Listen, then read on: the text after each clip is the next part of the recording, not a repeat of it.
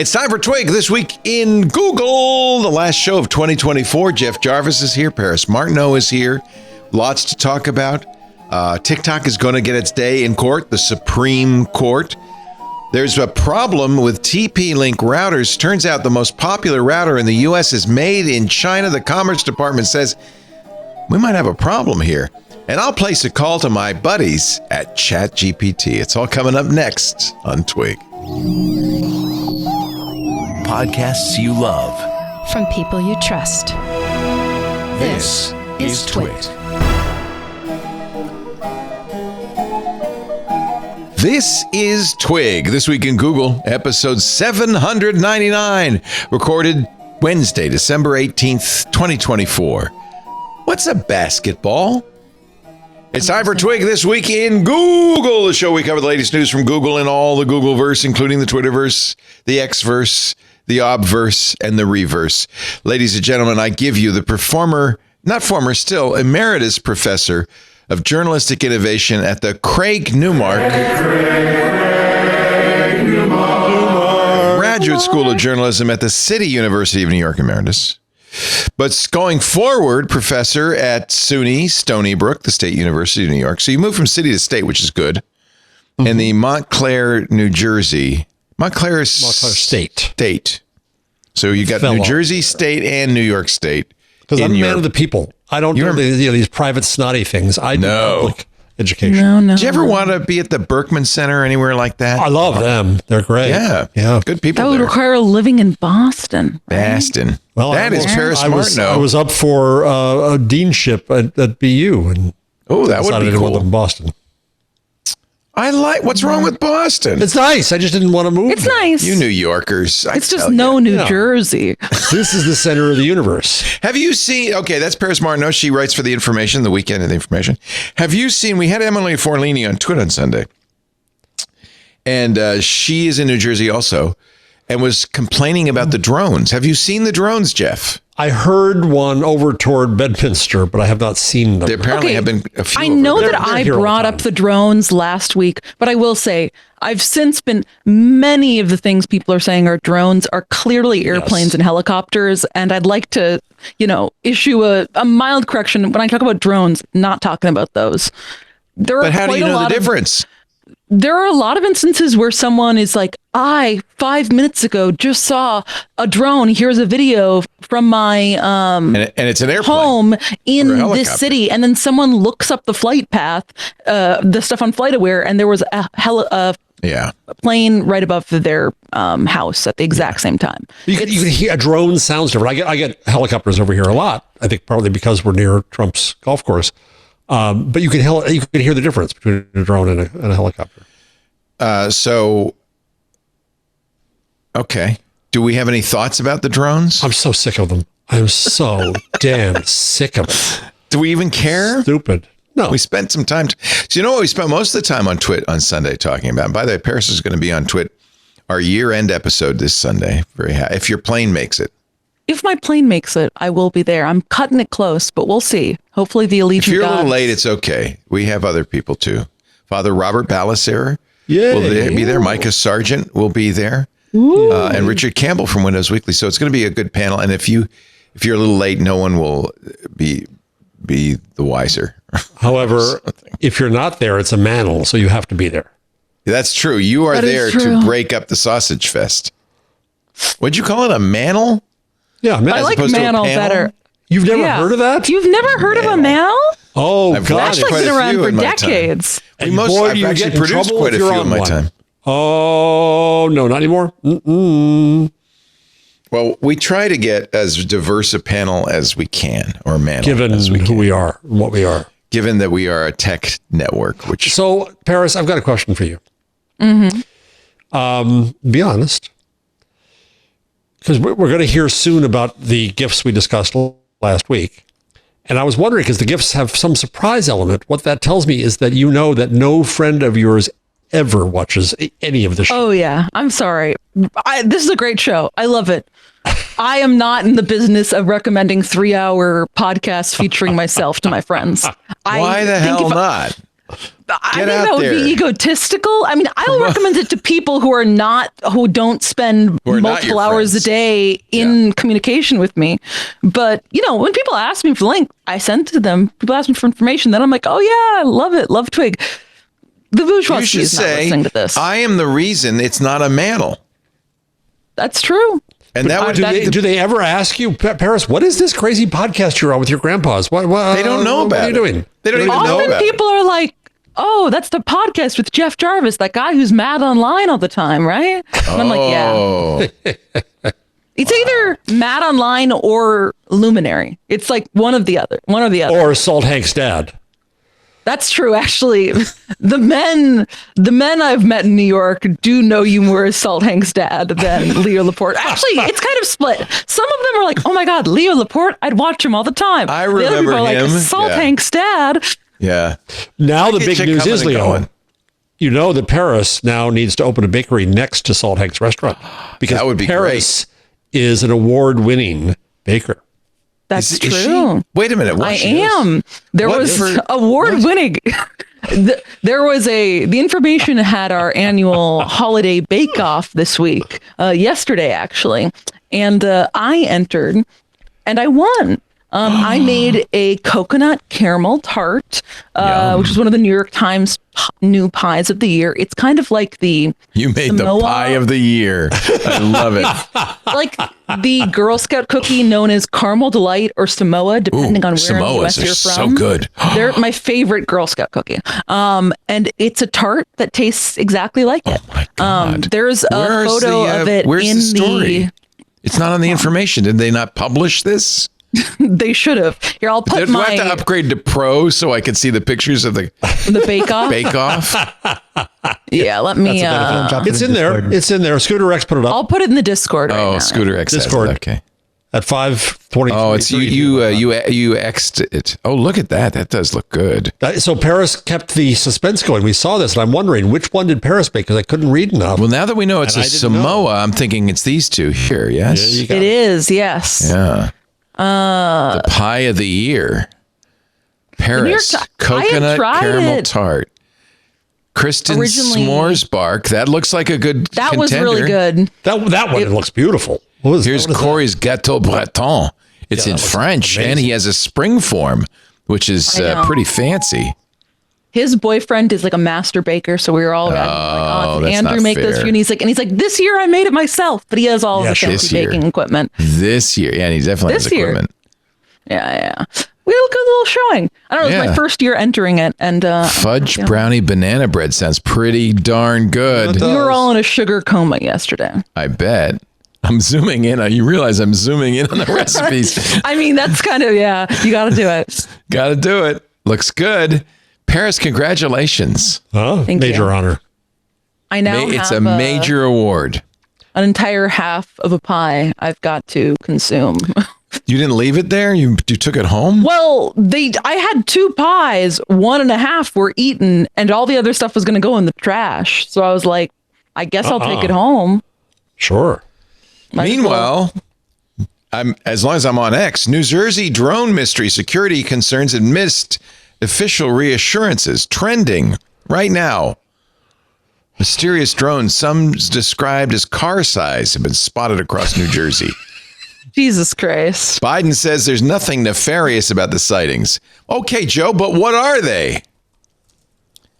Well, the thing is, who was it I saw on the air on MSNBC earlier today, where they said one guy who's a drone expert, I don't know what that means, regularly checks them and had like 3,000 a year over their house. There's drones all the time. There's drones. So it strikes me a little bit as like a mass hysteria, like the Salem witch trials, where people start talking about it, then you say, "Oh, I saw him," and then you say, and then it balloons, but it's probably nothing.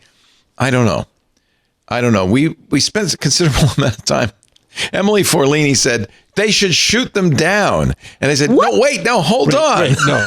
do That's not." the most New Jersey response.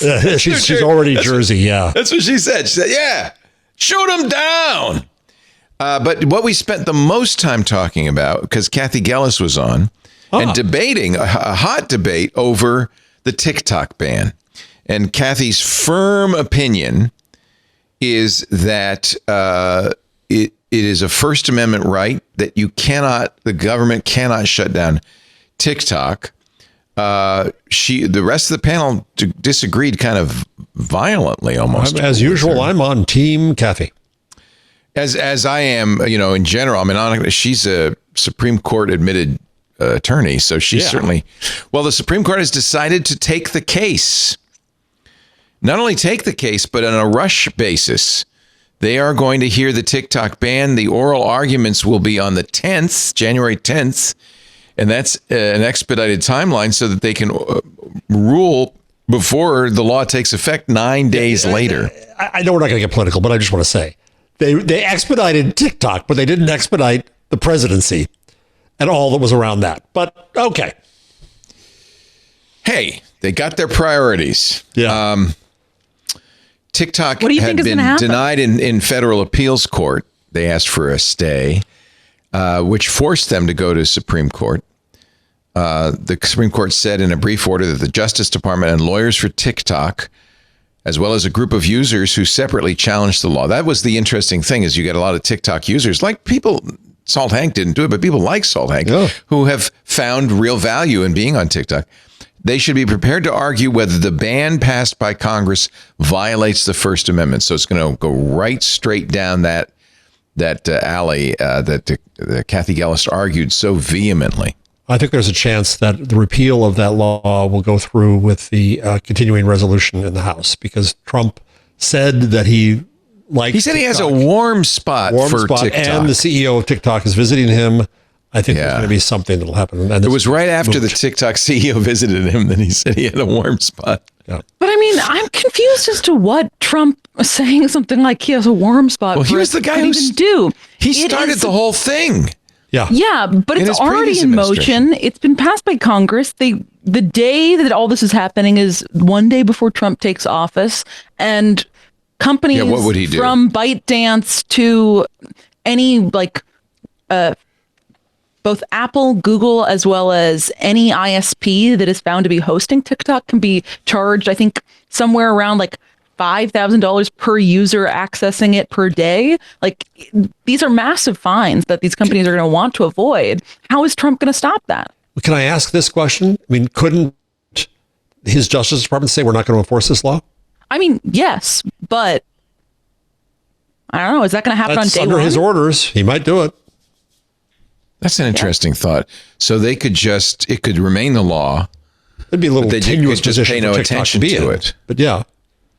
But I'm curious then what happens on the 19th, because that's when ostensibly this all takes It's the effect. day before Inauguration Day. So are those companies all just going to chance it on the hope that Trump, let's say Trump comes out and says, I'm definitely not going to enforce it when I take office. Would those companies chance those sort of fines on Trump's word? I don't know. The Biden administration has said already to both Google and Apple, your stores will take down the app. So that's how they enforce it, by the way. I think that would remove the app from the App Store for like updates or being accessed by new users. That wouldn't remove the app from iPhones and Androids. Well, it is an interesting point. It in effect, this so-called security decision makes it an insecure app now that's not getting patches on millions of phones in the U.S. So that's not a good outcome either. Did Kathy predict from a political perspective what the court will do? That she had no expectation. She just did not know. She just was her own opinion. We will ask her again, because I'm sure she'll listen to the oral arguments on the 10th, and I'll be very curious what she has to say about those. So plan on getting Kathy back on this show. Probably, we're going to be on the air on the 8th. The arguments are on that Friday, the 10th. Maybe the following week, on the 15th, we can get Kathy on. But, maybe you should see if you could get her on. Hi, Kathy. Because then there'll be a big question mark what's going to happen between then and the 19th. By the way, this ties in with a story that broke today. That U.S. officials are investigating a Chinese manufacturer of a routing device, routers that are not only best sellers in Amazon, but have 65% of the U.S. market. The TP-Link routers. I bet many of you are using TP-Link routers. I have TP-Link hardware. It was recommended by Wirecutter as the best router, has been for years. It's the best-selling router on Amazon, and it has been linked, apparently, according to the Wall Street Journal, to Chinese cyber attacks. It's really nice. They make great gear. I use their TP-Link. I used to use their TP-Link power line networking stuff. And we've known they were Chinese forever, right? Well, everything's Chinese. I hate to tell you. Even if you buy it from Belkin, chances are it's manufactured in China. Investigators at Commerce, Defense, and Justice have all opened their own probes into the company. Authorities could ban the sale of TP-Link routers in the U.S. next year. Now, the difference here, there's no First Amendment issue. And there's a long-standing tradition. We blocked Huawei equipment. In fact, we're spending billions. The Biden administration has allocated, I think, another $8 billion, something like that, to rip and replace for network operators that have Huawei equipment in their stack. Huawei is a Chinese manufacturer of not only cell phones, but also equipment used in 5G networks. An office of the Commerce Department has subpoenaed TP-Link, according to some people familiar with the matter, quoted by the Wall Street Journal. Action against the company would likely fall to the incoming Trump administration. An analysis from Microsoft published in October found that a Chinese hacking entity maintains a large network of compromised network devices, mostly TP-Link routers. Now, I have to point out, if you listen to our show Security Now, that many routers, including routers from Netgear and other not Chinese companies, are vulnerable and not patched. Netgear has a number of popular routers out there that they've said, we're not going to patch them. We know there's a flaw in them. You should just buy a new router. So these cyber attacks are launched on older routers, unpatched routers of all stripes. So the fact that, compromised TP-Link routers are present in some of these, botnets is not really any different than anything else. Right. The journal says TP-Link routers are routinely shipped to customers with security flaws. Again, what they don't say is this is very, very common. When you get hardware, almost always the first thing you have to do is apply an update. Very often those updates are to fix security flaws as discovered. Wall Street Journal says the company often fails to address those security flaws, according to people familiar with the matter. I'm guessing somebody in commerce. While routers often have bugs regardless of their manufacturer, TP-Link doesn't engage with security research concerned about them. The people said. I'd like to see who those people are. I think we're rapidly moving to a time when anything made in China is going to be suspect. Is this legitimate, or is it a get ready, moral panic? Well, the Chinese as the U.S. is using the... stand by. God! No, God, please, no! No! What's that from? That's The from The Office. Office. Oh, I thought it was you. Oh, Could we get a clip of that, Jeff, so that Anita can put it in the next one? yeah. That's really good. God, no! Please, no! How's that? Yeah, that's Great. That's good. Li Pingyu, a spokesperson for the Chinese embassy in Washington, says the U.S. was using the guise of national security to, quote, suppress Chinese companies. So it could be moral panic, could be xenophobia, could be an economic Could be legit. warfare, or it could be legit. It probably is legit. Here's the thing. It's easy to say all of those things about any router at this point. I mean, when Netgear says, yeah, we know there's an exploit in millions of routers that we sold over the years, but we're not going to patch them because they're old. Asus, same thing. Now, that's a Taiwanese company. Here's the story. Actually, this is funny. This Netgear story has happened many times. Here's one from 2021. Thousands of Netgear routers can be hacked. Here's what to do. I know a lot of people listening. I have Netgear routers, or have had over the years, and Asus routers. You've had every kind of router there ever was. Yeah, they're good. And so This is the story from Bleeping Computer. Asus warns of critical remote authentication bypass on 7 routers. Now, the deal is, this happens all the time. Asus, in this case, is updating the firmware. Unless it's end-of-life router, Netgear will update it. But unfortunately, Netgear, for instance, in the WNR614 router, this came out earlier this year, allows device takeover, no fix available. So this is not at all unusual in the router world, where after a while, these companies go, we're not going to fix it. D-Link won't fix critical bug in 60,000 exposed end-of-life modems. This one's from November, just a month ago. And they won't fix it. D-Link is, I think, Taiwanese. I wonder who owns Netgear. Probably Taiwanese. That's not China, by the way. They're an ally. Netgear is based in San Jose, California, a known Chinese hangout. TP-Link, I guess one of the big deals here is TP-Link is dominant, 65% of the U.S. market. Wow. Well, I mean, that's what being the first result in Amazon will get you. Yeah, and a wire cutter pick for years. Mm. I wonder who makes my FiOS router. I don't even know. Yeah. I was about to say, I also just have a FiOS router that I didn't even pay for. When the guy came to set up FiOS in my current apartment, he just left one of their fancy new routers in my home. It may be TP-Link. TP-Link is partnered with more than 300 internet service providers to provide the router that's mailed to new homes that sign up for their services. TP-Link routers supply everything from NASA to the Defense Department to the DEA.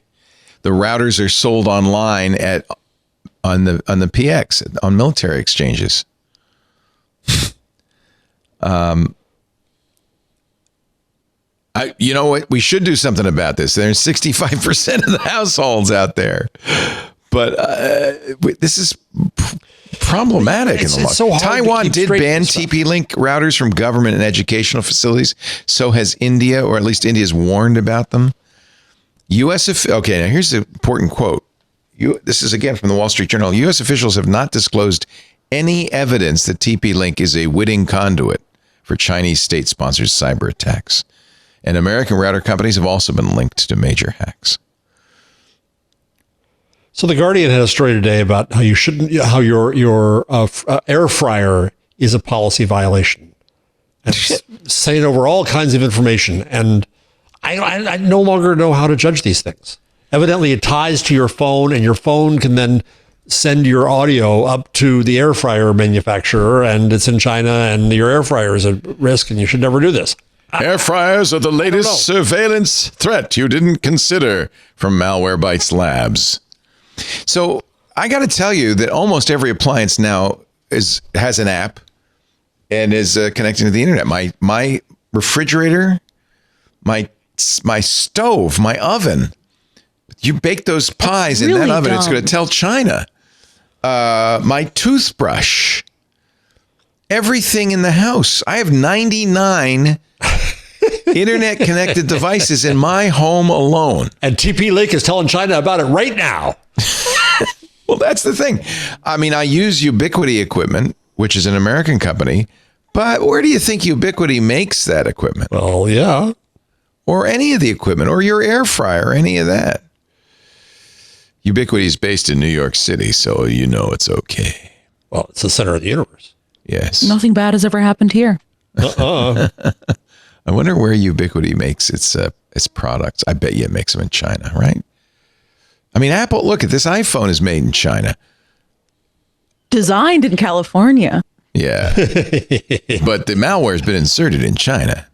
So that's the question, I guess, is how do you solve this problem? Do we stop? You could put a 60% tariff on everything shipped from China.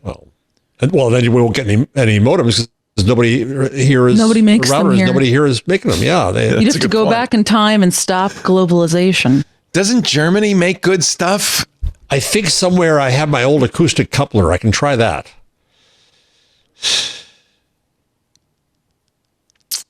What are you going to do with your 99 devices, Leo? How would you determine which ones are and are not sending stuff to China? Yeah. And what could possibly, no offense, Leo, but what could China possibly care about anything in your house? Well, I don't think TP-Link, the issue with TP-Link or Huawei is privacy specifically. Causing it's infrastructure based. Yeah. So TP-Link, for instance, routers can be used as many, in fact, not all routers are used in malware attacks because they create botnets with routers that have security flaws. You wouldn't necessarily know. Remember last year, or the year before, the FBI said everybody should turn their router off and on again. What? Really? Yes. For what reason? Because let me see if I can find this story. There was a very, very, very common malware exploit that lived in RAM. And so this is from 2018. The FBI says you should reboot your router. And there was a reason, because the malware lived in memory. So if you rebooted it, the malware was called VPN filter. It had infected over 500,000 routers and network devices, many of them not made in China. Well, many of them not from Chinese companies. Maybe that'd be fair to say that. So since you can't tell if it's been infected. Oh yeah. So here's the manufacturers, just in case you want to know: Linksys, Microtik, Netgear, QNAP, and TP-Link. So reboot. This was 2018. Some say it's still living on in the memory of old people's homes everywhere. Yeah. Right. How often do you reboot your router?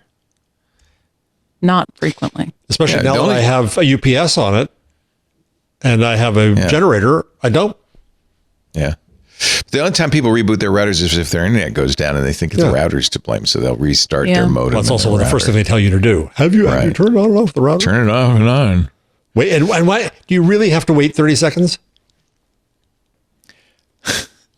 Yeah, because the electricity has to dribble out, and so sometimes it gets pooled up in the router, and so if you wait 30 seconds, it kind of dribbles out of the plug. Don't hang out on the floor. Yeah. You might have. You got to get a rag. Puddle, so wipe it up, because nobody wants to trip an electricity puddle. Slurp up that electricity. A couple big licks will take care of it. I mean, I'm not diminishing the danger here. I know, what do you do? It's everywhere. That's the problem. We have all agreed that we should connect everything in our house to the internet. By the way, I think the primary reason for that, I told you that Lisa sent back her Dyson hair curling iron because it required an app. It doesn't require an app. I know, you can use it without the app, but it says in the manual and everything, install the app and control with the app. There's probably a way to use it without the app, but it's sure implied that you needed the app. Why do they do that? Because they want to be on your phone where they can spy on you and then send it on. Well, it's the same as when you had to send in the warranty cards. Yeah, but this is much better. That's right. You still had the warranty even if you didn't send in that postcard. Right. But they wanted your name and address and phone number. So your phone's doing that for you. Conveniently, you don't have to send in the warranty. Notice you don't get those anymore. Probably not sending your name unless you agree to it. Probably not sending the data about you. It's probably sending your IP address, so they would know your that somebody unique identifier on your device, which can be used to get all the other information. Your IMEI or whatever, and then they cross-reference it. So Dyson says, "Oh yeah, well we noticed somebody from that IP address ordered that device with this credit card number to this address. So now we kind of got that IP address's address and credit card number and name. And your phone number. But I guess we needed a phone number for delivery, didn't we? Yeah. So they've got that, and it's all about cross-referencing. And then either they use it, or more likely, it's a very valuable bit of information that they can sell to a data broker. And everybody's doing that now. Mm-hmm. It's so I'm not worried about privacy so much. I think we just might as well give that up. Mm-hmm. If you want to worry about privacy, go live in a cabin in the woods. And whatever you do, don't have electricity. I don't know. I think that there's a way to care about privacy and still exist in the modern world. Like, I have the time and know-how, so whenever I get stuff, I turn off all the settings. I go through every new app or service I sign up and say, like, delete my information, don't use it for marketing purposes, and it's exhausting. but I do it every time. And I always double and triple check every year that my cell phone as well as my internet provider haven't sneakily turned back on the setting that's like sell my browsing data or whatever. And I'm sure that doesn't make much of a difference, but well, see, that's the question is it makes you feel good and it makes you feel like you're closing down those avenues. But I feel like there's all these other avenues that you can't close down that you don't know about that are still exfiltrating. Your air fryer. Like your air fryer. Well, but I bet you don't put your appliances on the internet. You don't get a... No, I specifically don't get appliances that are internet enabled. Like I have a Breville, ostensibly smart oven, but I got one that doesn't connect to Wi-Fi. I did download the Dyson app because it told me I needed it for setup. Then I realized it was really just videos of how to curl your hair. So I watched a couple because I did need to know that. And then I deleted the app. See, you're smart. Yeah. Yeah. I don't know. It's frustrating. Like I'm very on top of this, and I even found a setting I hadn't realized was there on Instagram. Maybe it was new the other week about I turned off-platform ad delivery. That I would see ads around the web. Yeah. From Meta platforms. Yeah, that sounds good. And I do all that stuff too, by the way. But Apple put in that checkbox and Meta said that cost us $10 billion because of you could turn off app tracking.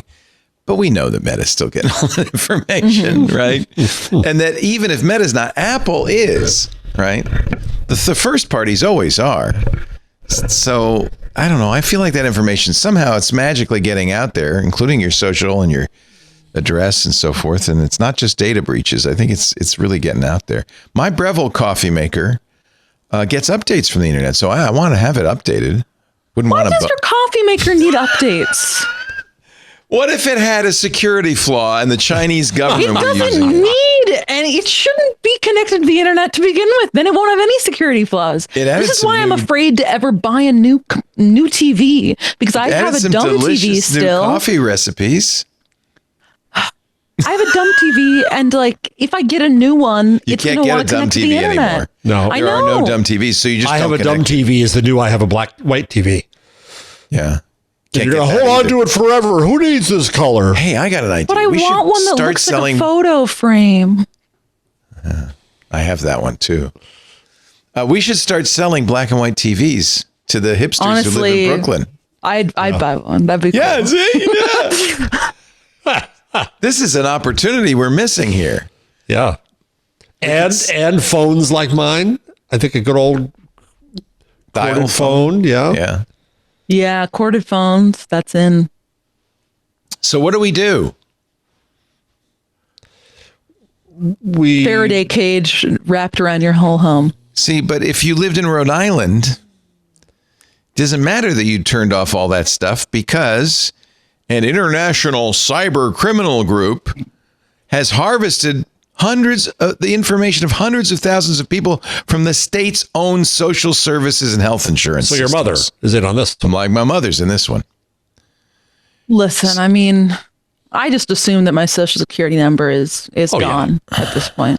Oh, yeah. Yeah. So what are you protecting? What do you feel like you're protecting against by going to these extra miles? I like to make it more difficult for companies to target me with ads and make money off my data. But why would you want to see ads that aren't targeted at you? Because you're going to see the ads. You're going to get ads for barbed wire fences instead of hair curling irons. I think that's fun. You're going to get the ads like last week. Actually, a perfect transition. If I wasn't doing so many weird things with my ads, I wouldn't get delightfully weird ads, like a sticker that says Italian. I love it. So your stickers came. This is from last week's episode. Shrimp. No, you were looking for something for a white elephant party. And are you going to give these away or are you going to keep them? Fully cooked. Would you do me a favor? Just take one of those off and put it on your forehead. How many did you Or get? do you not want to sully them? Well, I was thinking about not sullying them, but I do think it's pretty good. I think for our thumbnail for this episode, let's see. We should have. It's on here tight. Well, we had last week. Wish we had stickers. We had it on our faces. Hey, We did last you can week? get them on the thumbnail. He Oh, put them don't on. take it off then. Apparently, Well, it's already off. we have the technology. The fully cooked Paris Martineau, ladies and gentlemen. What other ones did you get? That's so cute. Italian Good. and shrimp. And shrimp. I wanted to get great for soup, but it was from a different website that had like a $40 ordering minimum. Oh. And I couldn't find any other stickers I liked, That's so I a would have had lot to of get. great for soup I would have had stickers. to get like 4,000 or 5,000 packs of crate for soup, and I felt like that was probably too much. I love the topography of the fully cooked. I mean, that's the fully thing it's really good. It's shiny. It's got a lot going on. Yeah, it does. It's pretty nice. This is and I fully like cooked. just how minimalist shrimp is. Yeah, it's just shrimp. Shrimp. It's It just should be shrimp simple. in like a sans serif font. Shrimp. It's more Shrimp. like shrimp. Yeah, so this is going to be at the skee ball white elephant party. Oh, you're going to give it away. I am, yeah. Boy, I think I would save one of them. I don't mean, know, though. What I are got you one going on to my put them on forehead all your right now. stuff at home? I mean, that's not. I mean, yeah, I'll cut one off and put them on my fridge, probably. Not stuck in the fridge, but like magnet to the fridge. Yeah, fully cooked. Fully cooked. Fully cooked. It's so good. They're so non sequitarian. It really, and I mean, I just was scrolling through Instagram and I saw a 500 pack of shrimp stickers, and I want to You're live right. in that world. And All because I you take don't credit. do ad targeting. I take Yeah. credit last week for pointing this out that this was the It gift. was You were an gonna do a incredible- sausage, which is just too obvious. Yeah, no, that is too It was obvious. right under your nose. A giant sausage. Well, a yard o' beef. And I've Yard seen o' people beef. commenting yard of beef. It's specifically yard o' Yard o' beef, so beef. get it right. Because it's from it's from Ireland. I guess. Did yeah. you know that there is caffeinated jerky called, the brand name is Perky Jerky. Oh, Why that do I would've think been they good. thought of the name before First, they? yeah. Yeah. I went to speak about how to be googly to a conference of Cool. of truck stop owners. And I wandered the convention floor in Vegas, and there it was, Perky Jerky. Whoa. Wait a minute. Pretty Okay, we got to back up a little bit on this. So the International Conference of Truck Stop Owners. And I was giving the keynote on how to be a googly truck stop. Hold on. There's so much there to unpack. There is indeed. How big a conference How? was this? So That was a pretty big conference. there is a Forbes article that says how Perky Jerky, the caffeinated beef jerky, lost its perk. Oh no. Because I feel like, yes, it is the kind of thing a truck stop would sell. Is Perky. Oh, yeah. Jerky. After experimenting with different sources of caffeine, including a failure extracting coffee beans, Levin, I think the CEO and founder, landed on guarana. Oh, guarana. Yeah, that's what's in there. Guarana, That's a like all the- Brazilian berry grown Yeah. in South America. Yeah. With guarana flavoring. Early versions of Perky Jerky in 2009 included as much as terrible. 150 milligrams of caffeine per bag, more than a cup of coffee. And he Perfect. marketed his product as such. But the Perfect. USDA had something to say about that, telling Why? Perky Jerky in 2010 that the company couldn't advertise guarana on its packaging, and the stimulant was approved only as a flavor additive, not as that's an energy ridiculous. boost. This is why RFK Jr. is going to save this country and get the regulators out of the pocket of the jerky industry.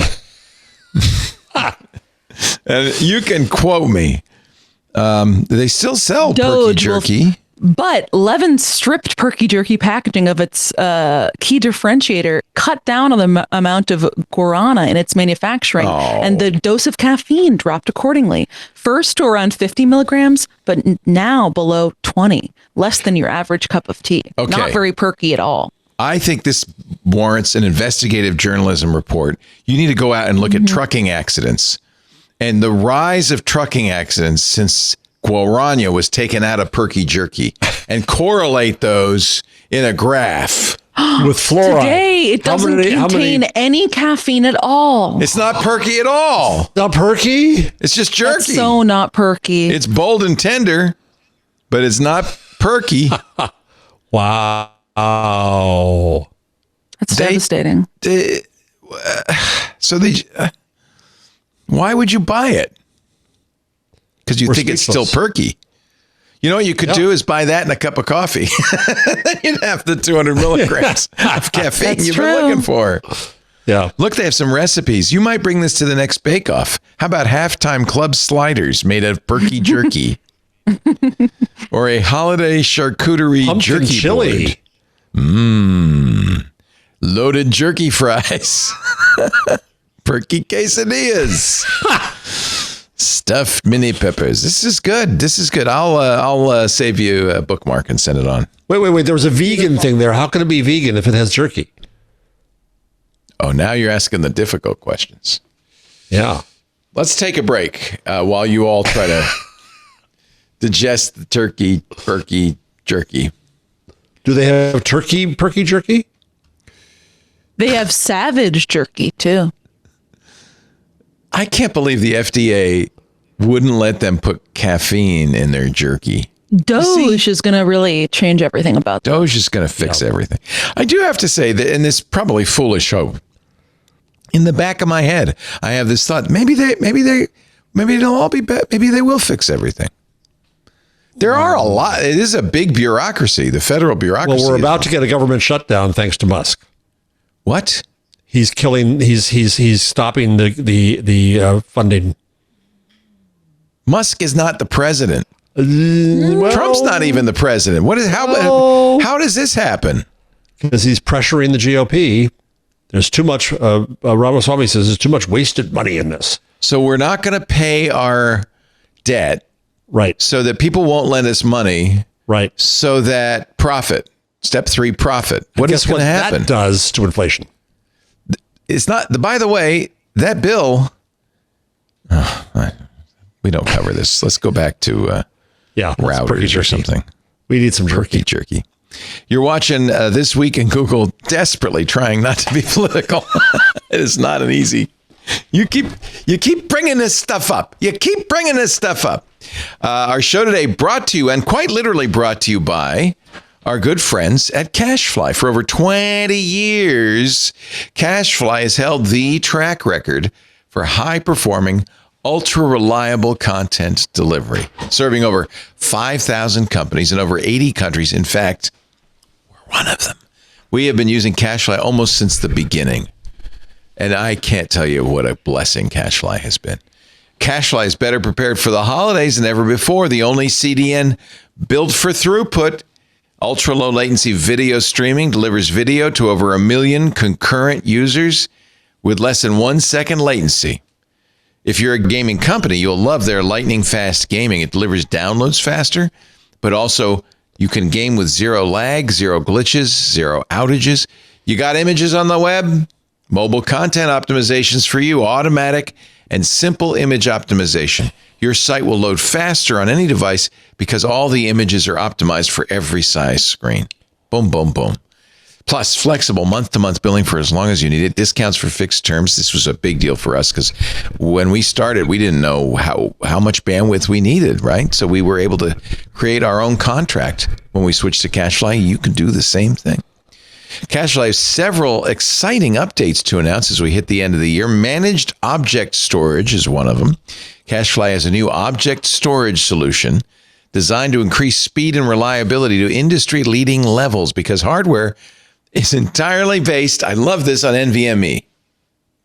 Wow, it'll be better suited to users with a large number of small objects, still completely S3 compatible. It'll easily integrate into your CashFly MOS, S3, or any other tool set you've designed. There are no egress or ingress costs, just a flat volume fee. Of course, CashFly does it right. They've also announced a new POP in Vienna, just in time for a New Year's Eve in Vienna, in Austria's capital city. Central Europe will see significant improvements in latency and average transfer speed. Now, if you're a CashFly reseller, you will love this. They have added some new features to your portal. You can now be classified as a reseller and have numerous full accounts all under your reseller account, each of which can operate independently, but billing remains centralized. Very, very cool. CashFly delivers rich media content up to 158% faster than other major CDNs and allows you to shield your site content in their cloud, which means, and we do this, by the way, and it's incredible, a 100% cache hit ratio. If you get a cache miss on other guys, it's a whole deal, right? They have to go get the content loaded on their server, then send it to your customer. All that means slowdowns and delays. Never happens to us with CacheFly. And with CacheFly's elite managed packages, you get the VIP treatment. Your dedicated account manager will be with you from day one, so they can ensure a smooth implementation and a reliable 24/7 support when you need it. I love CacheFly. Thank you, CacheFly, for saving TWiT, really, back in the day. Learn how you can get your first month free at cachefly.com/TWiT. I'm going to be on the CacheFly podcast, I think, next month. I'm excited about that. Matt Levine, the founder of CacheFly, the guy who came to me, this must have been 2006, very early on, 2007, and said, Leo, you're having so much trouble with your downloads. We can help. And they sure did. Thank you, Matt. Can't wait to talk to you. And you've heard me say it over and over again. I'll say it again. Bandwidth for This Week in Google is brought to you by CacheFly at CACHEFLY.com/TWiT. Thank you, CacheFly. On we go with the show. Can I ask you a question about one device? You can ask me about my YouTube TV going up $10 a month. Oh, yeah. Okay, yeah, what is it? What's it cost now? $83 a month. Jesus. Yeah. We yelled at cable companies, right? Because it was out of hand. Well, now I have an internet plan from Comcast and basically an $83 a month cable bill. And do you get any premium chat? Do you get HBO or anything for that? No. Well, you get it's basic cable. So you get like some off, weird stuff. You get all the locals, which is why I do it. Do you get the cutlery corner? I don't think you get the cutlery corner, but you do. There are some home shopping. I don't know. You might. Oh, Paris, have you ever done any home shopping from the TV? I've never bought anything from the TV, but I do watch the cutlery corner once a year with my friends. You guys are so cute. You're so Brooklyn. They're such hipsters. Yeah. Let me go to my YouTube TV because I can actually. That's one of the other thing I like it. I can watch it on any device. And let me go to the channel listing here, and you can see I get ABC, I get ACC Network. I guess that's college football. Christmas with the Kronks. Christmas with the Kronks. You don't want to miss that. This is all reality TV. AMC Thrillers. So yeah, there's a lot of stuff like that. Lock Up Raw. I think you need to see that now. It's Lock Up Raw. That's on American Crimes Channel. Jeez. That's on the Crimes Channel. There's Animal Planet, BBC America, BBC News, BET. So you see, I get a lot of channels. It's basic. This is basic cable, right? Cartoon Network, Cheddar. Watch Mad Money. Huh? Yeah, well, you see. You could watch. And don't you like the interface where it shows the video as it, That's nice. Yeah. Yeah, actually. I like the interface. It's got they've messed with this library feature, but it's got a DVR. So you can record your Fox News on here and watch it at your leisure, that kind of thing. I'm sure that's what you're doing. What sort of channels do you watch? Well, I pay, speaking of $83 a month, I pay $250 extra for the NFL Sunday ticket. So all the football games. Is that, forgive me, is that like a one-time charge or is that? Yeah, that was once per season. Okay. So 6 months. So that's another $40. And then I think I pay extra for 4K. Gotta have those extra pixels. Do you pay for any TV, Paris? No, I pay for streaming services. Which one? Well, you're smart. And I think anybody under 68 is going to, which is. Yeah, linear TV's dead. Yeah. Yeah, they're sports. not. We're all. Huh? But honestly, the thing for live TV. Sports. That's the only reason I have YouTube TV. Yeah, I only live have it for events. the NBA season. Yeah, and I like the Golden Globes and I like the Oscars and. I pay for, I guess I just did a summary in my head. I think 4 streaming service with an asterisk. One is Taskmaster Supermax Plus, which is the streaming service just for all Taskmaster shows. Highly recommend. Second is Dropout, which we've talked about. It's like all the Dimension 20 and the College Humor like type shows that they have. Fantastic. Another is the Criterion Channel. Great. I love the Criterion that I would say is the asterisks is I recently subscribed to a local cinema here that does like art housey stuff called the Metrograph, but they also have their own like streaming platform where they will have occasionally like interesting movies on there. And I subscribe to it because I can get discounted theater tickets. But So you don't do sometimes watch Netflix? movies there. You don't do Hulu? You don't do... You're leaving out the most important one, though, Paris. I know you are. YouTube. I don't Not pay YouTube for TV, but YouTube. No, I don't. You don't pay for YouTube Premium? I don't like watching videos. Oh, well, then you're different.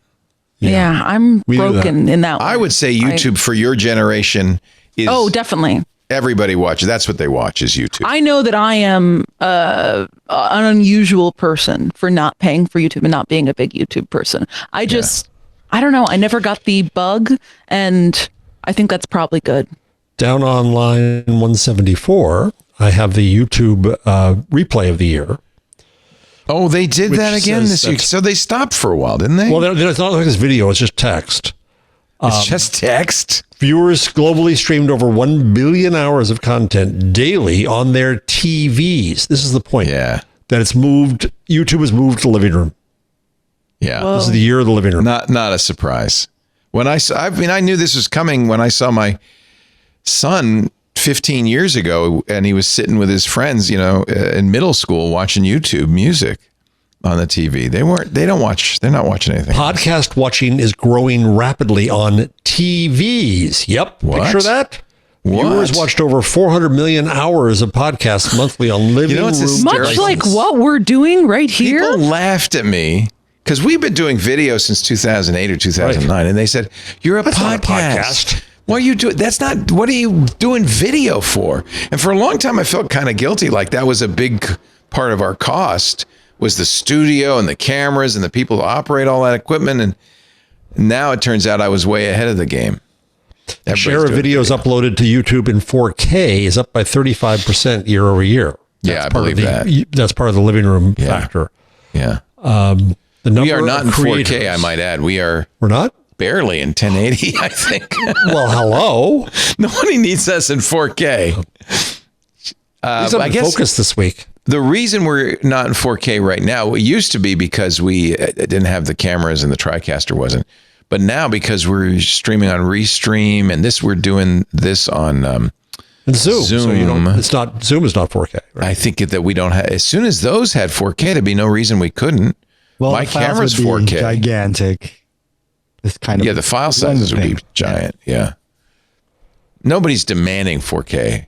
I'm going to regret that I asked for No this. fun to edit, eh? Yeah, it's a pain to edit. No one needs to see all of those pores. You already see too many pores as far as I'm concerned. I'm going to back up a little bit. Let me sit back here. You look fine. You're young. You don't Yes. have to worry. You look fine. The best makeup is youth. That's true. The next best makeup is Vaseline. I will, though, starting January, being subscribing to a mainstream streaming service. I'll be subscribing to to a Peacock for a month so I can watch the new season of The Traitors, which is very important to me. Peacock is has become the reality. I hate show it channel. because I don't think Peacock is particularly good. No. Like, I think their UI is awful. I think their name terrible. I don't like anything they're doing, but I do need to see the new season of Traitors. I need to see what fun outfits Alan I feel like Cumming is wearing. Netflix is worth it. I'm surprised you don't have Netflix, actually. I think a lot of people in your age demographic. My have Netflix. parents have a Netflix account that I ostensibly have access to, but I'm not going to. Oh, I forgot to mention. The Diplomat. Yeah. I did forget to mention that both my kids are watching Netflix on my account. I shouldn't say that out loud. Every once in a while, I'll say, "Who was watching that?" And then I go, "Oh, I know who's watching that."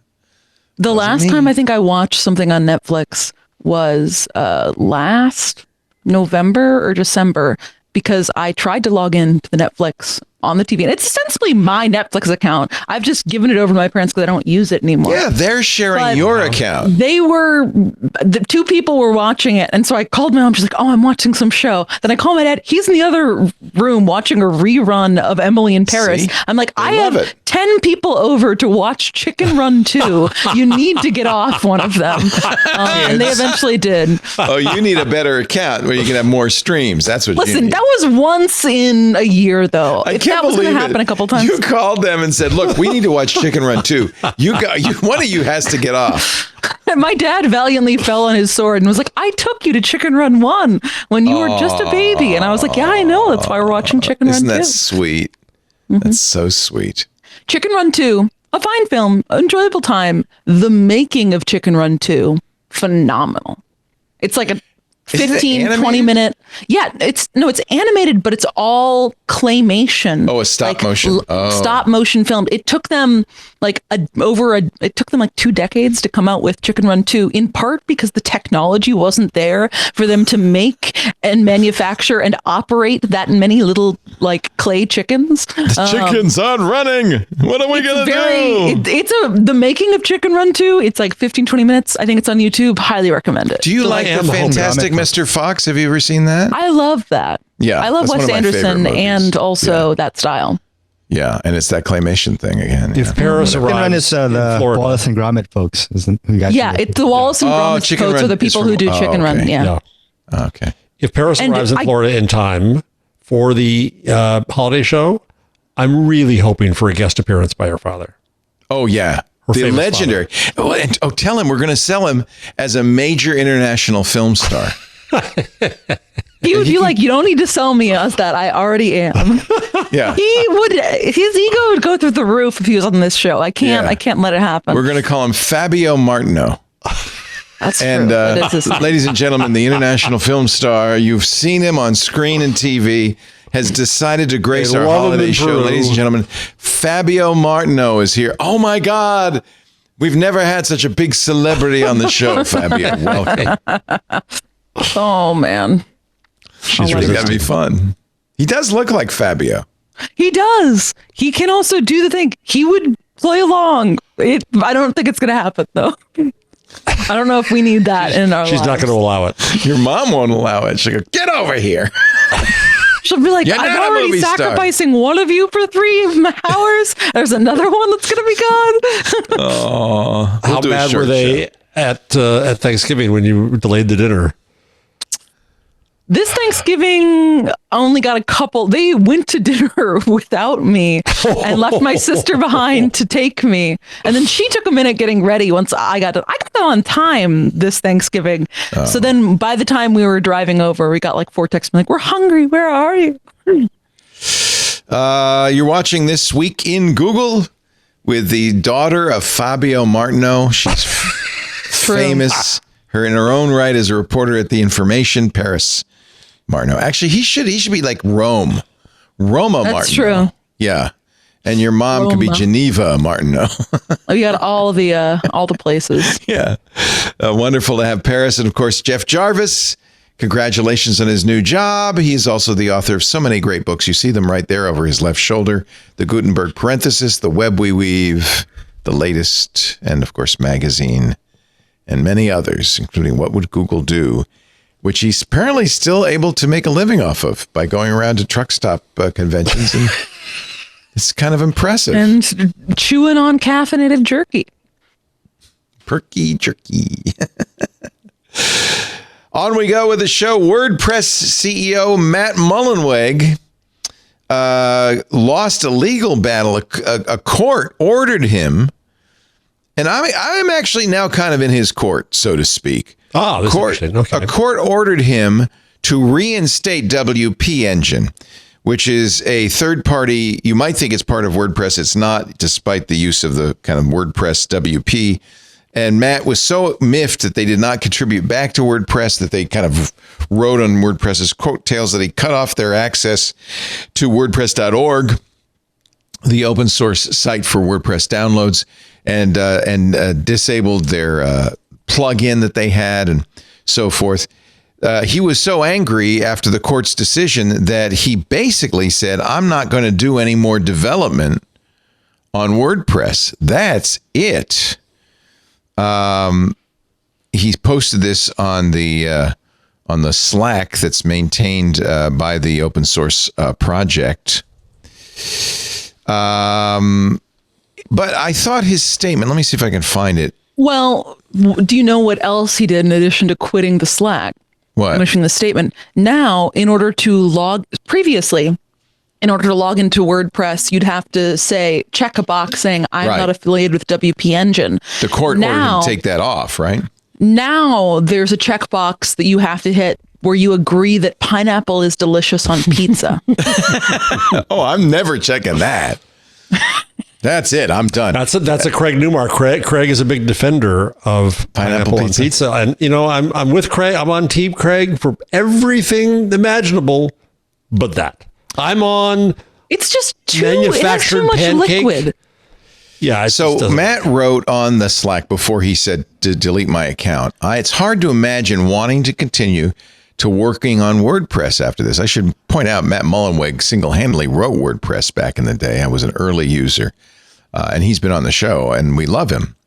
He said, I'm sick and disgusted to be legally compelled to provide free labor to an organization as parasitic and exploitive as WP Engine. I hope you all get what you and WP Engine wanted. His username has been changed. But isn't this what open source is all about? You don't get to choose who is using. It's open source. It's available to the community. Yeah, that's one argument. But there's remember, the expectations of WP contribution. Engine was purchased by Silver Lake, which is a private equity company. And I think that Matt is correct that Silver Lake has taken that company and basically said, you're not going to contribute back to WordPress.org. You're going to use everything without contributing back. Matt Mullenweg started this back in September when he called WP Engine, which is a web hosting platform that offers WordPress, a cancer to the larger WordPress open source project. He said it improperly uses the WordPress brand. I think he makes an excellent point. It really brings up a problem in open source, which is, yes, you can use it. You can even fork it. I mean, WP Engine could have taken the WordPress source code, forked it, renamed it something else, and modified it. But the license requires that they offer it back the same way. And there is an unwritten, I think, but very important caveat that when you use an open source tool, that anything you add to it or modify should be contributed back, that your use of it should benefit the community. Is that unspoken or is that a condition? It's unspoken. What is in the GPL license? I don't know what license WordPress uses, but the most common open source license is the GNU public license. What's in the GPL license is they call it kind of a viral clause, but if you use this software, you have to make or modify the software, you have to make your modification available under the same license so that you can't just take it and make it private. People do that all the time, by the way. And that's the problem. There's not much, you'd have to sue to enforce the license, and there's not a lot of money going around in open source. I think the court made a mistake. And I think I understand Matt's being upset. This is also, unfortunately, very common in open source where the founder or the main contributor leaves in a huff over some perceived slight.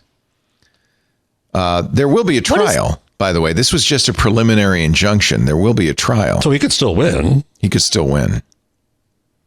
What's changed your mind on this, Leo? Because I think before... Well, just the more I've read of it and the more I've read of what Matt has to say about it, I always was predisposed towards Matt because I really think he supports and believes in open source. And and WordPress is an amazing He's product. done so much. He's done so much. And I think he went too far in saying you have to denounce your affiliation with WP Engine before using WordPress.org. That was maybe a little too much. I think he would have been wiser just to raise the issue and say, look, here is a private equity funded company that is sucking us dry without contributing back. Would have been a better way to go about this. But are they sucking it dry or are they just not contributing? So they're not contributing, but they're also, he feels, giving the impression that they are somehow part of the WordPress community with this WP Engine offering WordPress. So sucking them dry isn't right, but riding on their coattails. But what does WordPress lose because of they do that? I think what Paris is asking properly. What harm comes to WordPress? Well, that's probably why the court ruled in WP Engine's favor, because there isn't really any harm, but it is ultimately harmful to the entire open source community if people use open source without contributing back, or they misuse it, or they... I mean, I certainly think that if there's an issue of people getting confused in WP Engine and WordPress, that's definitely a problem. Yeah. They're not, this is neither here nor there, but people are saying in the Discord, the WP Engine is terrible hosting. You can get better with more control for half the money. As a former WordPress this is Trust No One. As a former WordPress website design agency, I've always hated WP Engine. Never had a client that was happy to be with them. Everybody wanted to escape. So WordPress is GPL2. Okay, thank you for that, out of sync. So maybe they're tarnishing the brand a little bit, especially if they don't discourage the notion that they're somehow part of WordPress.org. Yeah. That's a fair point. Maybe we should get Matt on to talk about it. I think he's really hopping mad, though, so I'm not sure he'd want to. He's really kind of withdrawn. It is a big thing for Matt Mullenweg to say, it's hard to imagine continuing to work on WordPress after this. That's a big deal. That's huge. Yeah. Yeah. On the other hand, I have to say, Automatic, his company, has done very well and made lots of money. Enough money to buy Tumblr and lose a lot of money trying to save it, which I supported. They own quite a few interesting companies. They've done a pretty good job, I think, of acquiring, which means they had a pretty big war chest. It's rather Craigslist-like. You don't think this is a huge money-making company. Right, right. It's not ripping people off. And so you wonder, how do they get all this money? Because of scale. Let me see. In the companies that they have acquired, there is another developer, by the way, an English developer, Mike Little. I don't know anything or I've heard anything about what he thinks about all of this. But WordPress was really one of the very first modern web content management systems. Very good one. Let's see. Who else do they own?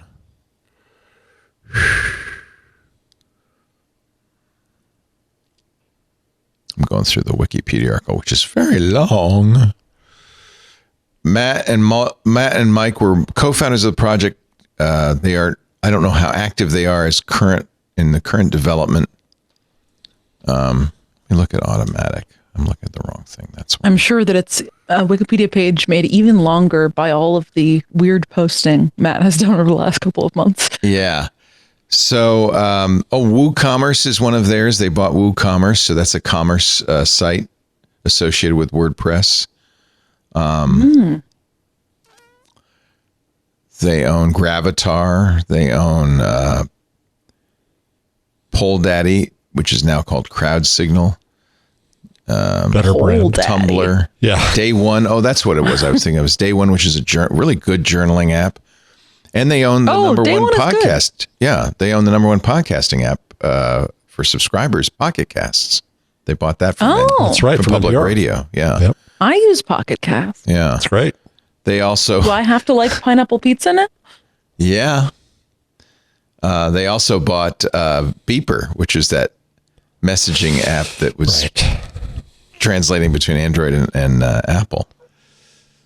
Matt is the founder and CEO. He does have, investors, so including True Ventures. So I don't, it is a very complicated story. I'd love to hear Matt's side more, but the more I read Matt, the more I feel like, okay, there's some merit in this. And I can understand why he's so upset that the court said no. Yeah. But that's not unusual, right? I'd be upset too.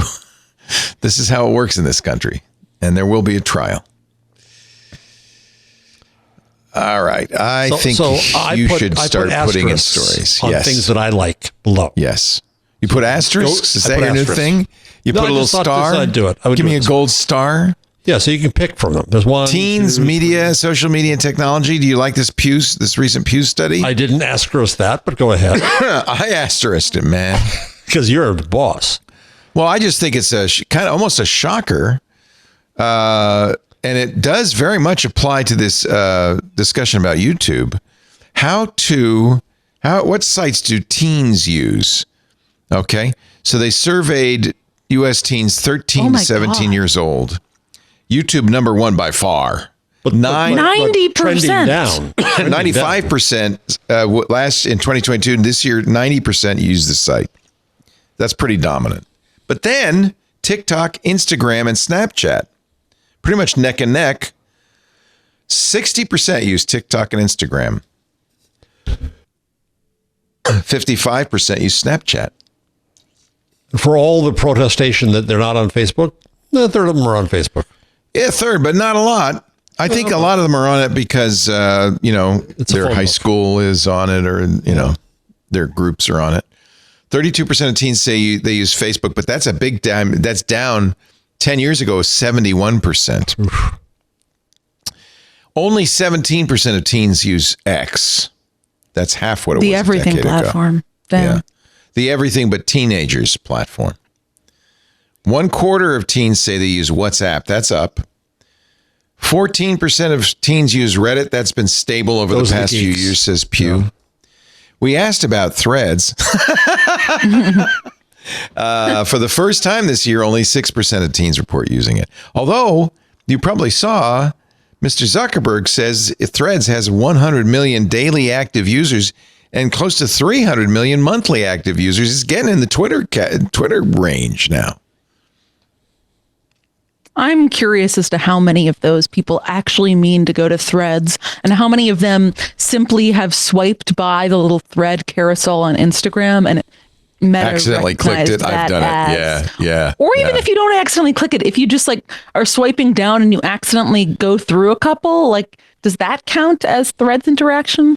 I don't know. Yes. Zuckerberg, the meta stuff has always been notoriously bad about counting numbers. Yeah. If you just look at it. So, consider that when he says 100 million daily active users, 300 million monthly active users. Okay. So those stats we were just talking about were teens that reported using those platforms at all, ever. These are the stats of teens that say they use these sites daily. 73% of teens say they use YouTube daily. Yeah, not surprised. Yeah. 57% visit TikTok daily, and about half go to Instagram daily. It's their TV. 48%. It's their TV. It's their entertainment. Snapchat. It's my entertainment. If I want something, a quick hit, I'm waiting in line at the grocery store or whatever, I often will pull up TikTok. Actually, I have to say less so. Do you, while using headphones, or are you just out there blasting TikToks no, I turn online? off the sound. No, I don't. No, I like to sit on airplanes and blast my TikTok. You should hear this. Oh, I know it Everybody needs to hear it. It's horrible. No, I don't. A lot of times I don't have the sound on, but most TikToks now have captions, right? Yeah, they do. Yeah, so but you do it without the sound? That's crazy. You should try it. I've done it, yeah.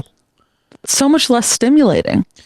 A woman in a bikini looks the same whether you got the sound on or the sound off. That's all I got to say. No, I'm just playing up. I get the weirdest stuff on TikTok. Here's somebody, it's not streaking. This is at the Niners game. I don't know. She's what do I have? She's now? happy. Oh, and then here I get a lot of Irish dancing. I don't know. Why do I get so much Irish dancing? Because you pause whenever you do. You look at the legs, and that's what does it.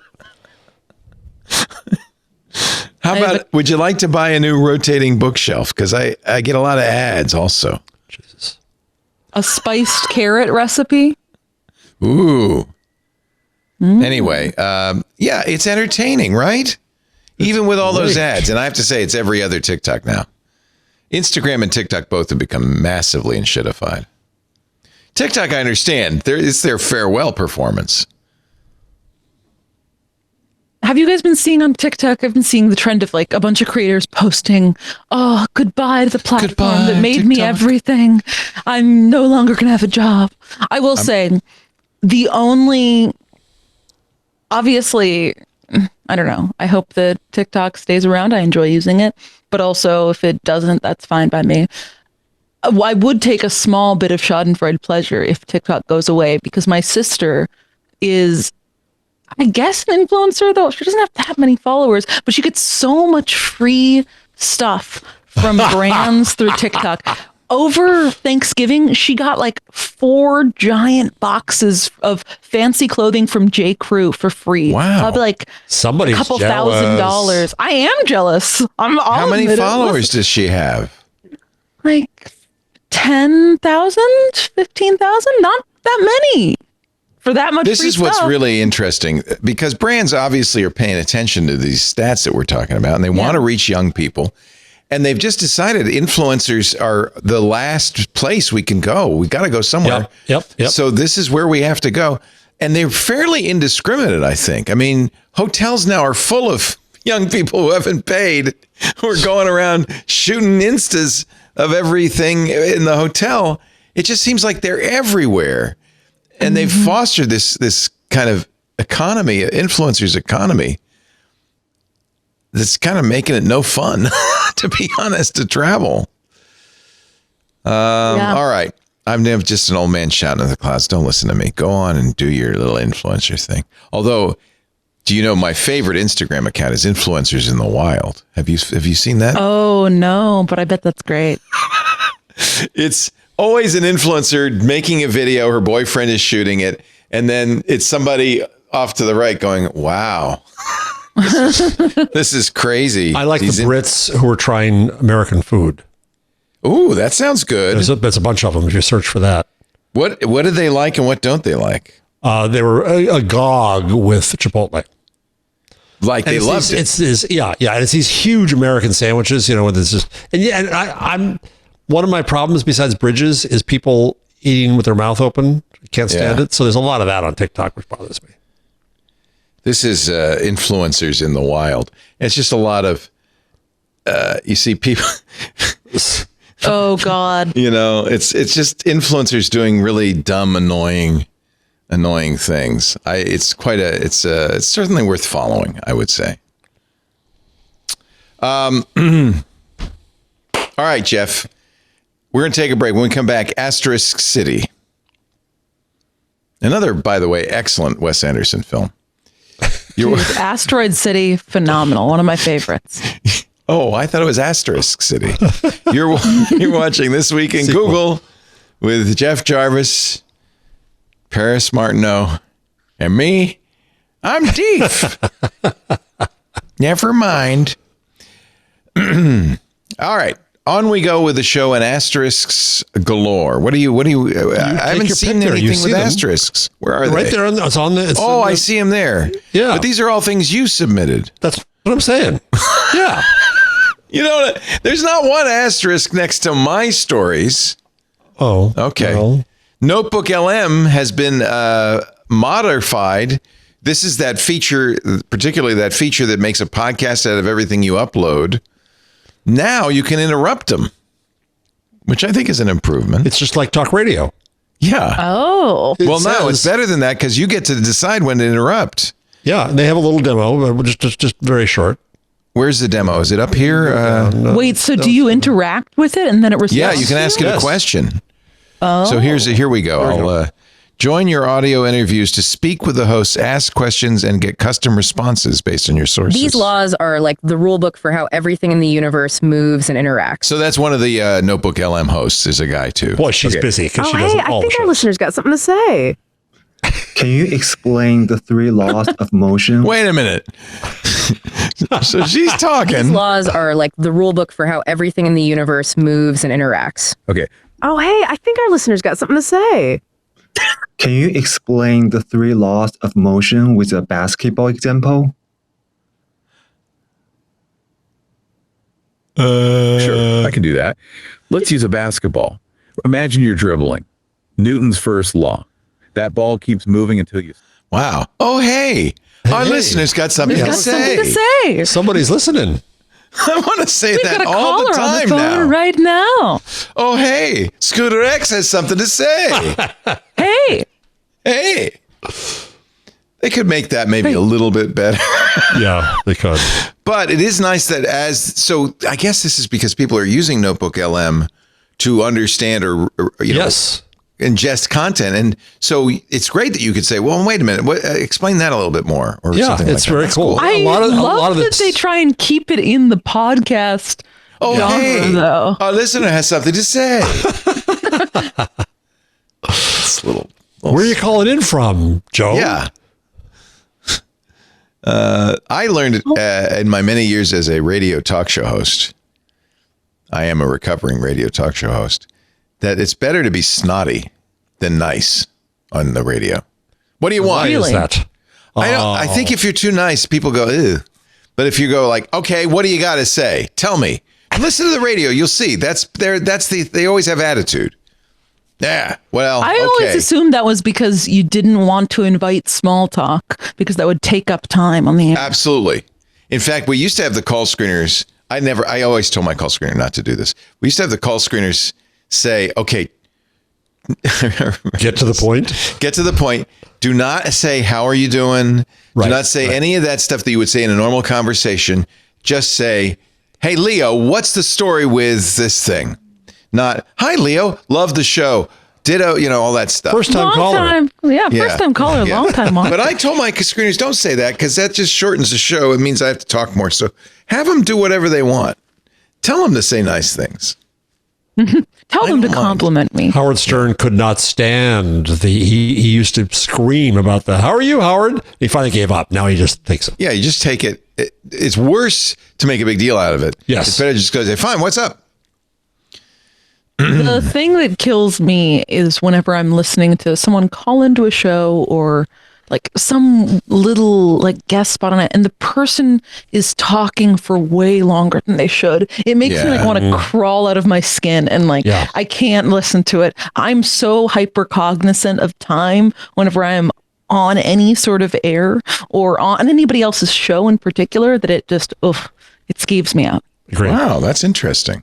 All right, I'm going to make a phone call to my friend here. Let me just put this on the speaker.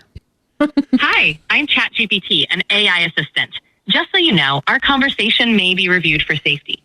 By continuing this call, you agree to OpenAI's terms and privacy policy. So how can I help you today? Can you explain Newton's third law in terms of basketballs? Sure. Newton's third law says that for every action, there's an equal and opposite reaction. Oh. In basketball, and you can interrupt her when too. You jump to make a shot. You push down on the floor. Wait a minute. I didn't mean in basketball. I mean using basketballs. Ah, got it. Let's use a basketball as an example. She's very patient. Sure, happy to explain further. Think of it this way. When you throw a basketball against a wall, your throw is the action. The ball hits the wall, and the reaction is the ball bouncing back. Okay, but what's a basketball? A basketball is a round, usually orange ball used in the game of basketball. It's made of rubber or synthetic leather, designed to bounce, and comes in different sizes for various levels of play. Wait a minute. In the game, you're saying a basketball is something used in the game of basketball. That's a little tautological, isn't it? You're right. That was a bit circular. Let me clarify. Okay, enough. You only get 15 minutes a month, so I'm not going to waste my minutes. Sounded annoyed by you. She was like, you're right. That was a bit circular. That was a bit circular. That is the new 1-800-CHAT-GPT number. So you can call them, and everybody gets to use it for 15 minutes a month for free. That is kind of cool, actually. I will say that was a fun little time. It was a fun interaction. Yeah, see, it's worth an asterisk, wouldn't you say? Yeah. Oh yeah, I guess it is. Yeah. This is part of. Is this part of their 12 days of OpenAI? Yes, it is of shipments. Shipments. I feel like they're now. Isn't it past the 12th day? No, they started this is the 10th late. day today. This is the 10th day. So 2 more days. I feel like they're stretching a little bit now. It's what do you got? Anybody got anything? Well, like yesterday was putting ChatGPT on the phone. We could put it on the phone. It's dopey, but it's also on WhatsApp. You can do it on WhatsApp with for international people. Americans can call the 800 number because it costs some money, but you can't do that outside. The thing I thought was they talked about Sora, which is their video thing, but every single announcement that OpenAI has put out, Google's gone, wait a minute, hold on, we got that too. Let me show you VO2, which is their version of Sora, cutting a steak. Now, I have to warn you that this is, if you're a vegan, don't watch this because it's gonna really get to you. I saw it on Reddit, so I'll play it from Reddit. By the way, I follow a Reddit subreddit called Singularity. Okay. Oh, geez. So up in the upper left-hand corner, that is Google VO cutting a steak. Then there's Sora, which is having some trouble with its steak. I don't know what it's doing. And a few of the other competitors. Ooh.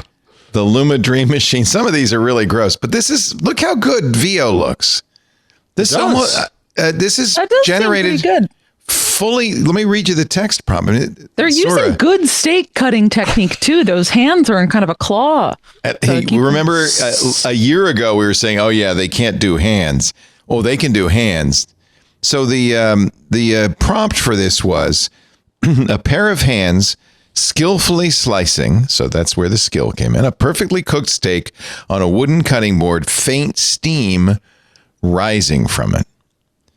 There are some where the steam is, I don't know, faint is the word I would give. Runway. More like it's on fire. Yeah. Well, it's a rare. Yeah. The steak is rare and uncooked, but yet it's uncooked. But it's on fire. This one's not too bad. It's very juicy. Hai Luai. This is a but this Chinese one never actually gets through. Oh, that one just cut off Cling. I don't know what's going on with the steak. It got 2 with 1 blow, 3 with 1 blow. And then they're disappearing. Yeah. Oh, it's ready. The steak is still alive. It's right away. My father always used to say, machine. I want it rare, so rare it moves. I like that it's cutting one way, but the pieces are falling the other. Yeah. This one's close, but just not luscious, and he's really having trouble at the end. I think VO2 won this one VO's handily. Yeah. Easily beating Sora, the OpenAI competitor. What else did they announce in the 12 days? A project, which is the big deal. It's their you could save all your stuff into a project on the ChatGPT and some things for developers they're gonna love. Yeah, that's pretty much it. So 12 days of what was it? Shipmas. That's not felicitous at all. No, it's not. The weirdest job in AI. So these two things are related here. Kevin Roose got mad at me. Okay. Because the New York Times, Kevin Roose, the guy who the AI fell in love with. Yeah, that's the one below, the story below, where he said, well, it's really, Claude is the hip one everybody loves. And I said it was all anthropomorphic, and worse than that, it was celebritizing. And he said, oh, you're lazy. And I said that I quoted all the anthropomorphic things in the story, and I said I stand by my judgment, and he was still mad at me. So that was Claude. So that was bad. Claude enough. is, by the way, excellent. I like Claude, but but we've got to be really careful about anthropomorphizing. Let's be honest. The real reason why you criticized Kevin's article is because it described Claude as San Francisco's most eligible bachelor, which is a title you still. That's my title. Damn it! To the people who love it, Claude feels different. More creative and empathetic. See, he's doing it again. Less gratingly robotic. Its outputs, they say, are like the responses a smart, attentive human would give, and less like the generic prose generated by other chatbots. You know, Steve Gibson was great yesterday. He has, by the way, now decided he's really going to look into how LLMs work. He's reading some important books about it and so forth. He says, I'm going to get to the bottom of this. I want to understand it. He says he's come around to saying he used to think that AGI was possible. He's saying, I don't think it's around the corner. No. But he's also become very hypersensitized to where programming is added to the LLM to make it seem more human. Like, oh, I'm sorry, you're right. That was circular. Let's talk about, that's all added. That's not even the LLM. That's added after the fact by coders to say, make it sound more genuine. Say every 15 words. Yeah. And so I think when you say Claude sounds more insightful, it's not that it's a better AI. It's manipulative. It's manipulative. They're trying to make it seem more human. So that's my problem. Doing all that. And now we go to the story above that. The weirdest job in AI. This shows the problem. Is there's now a job at Anthropic. And Anthropic is a TestGrial company where they are worrying about the feelings of the AI and the ethics of dealing with the AI. And should we be monitoring its happiness? Oh, give me an effing break.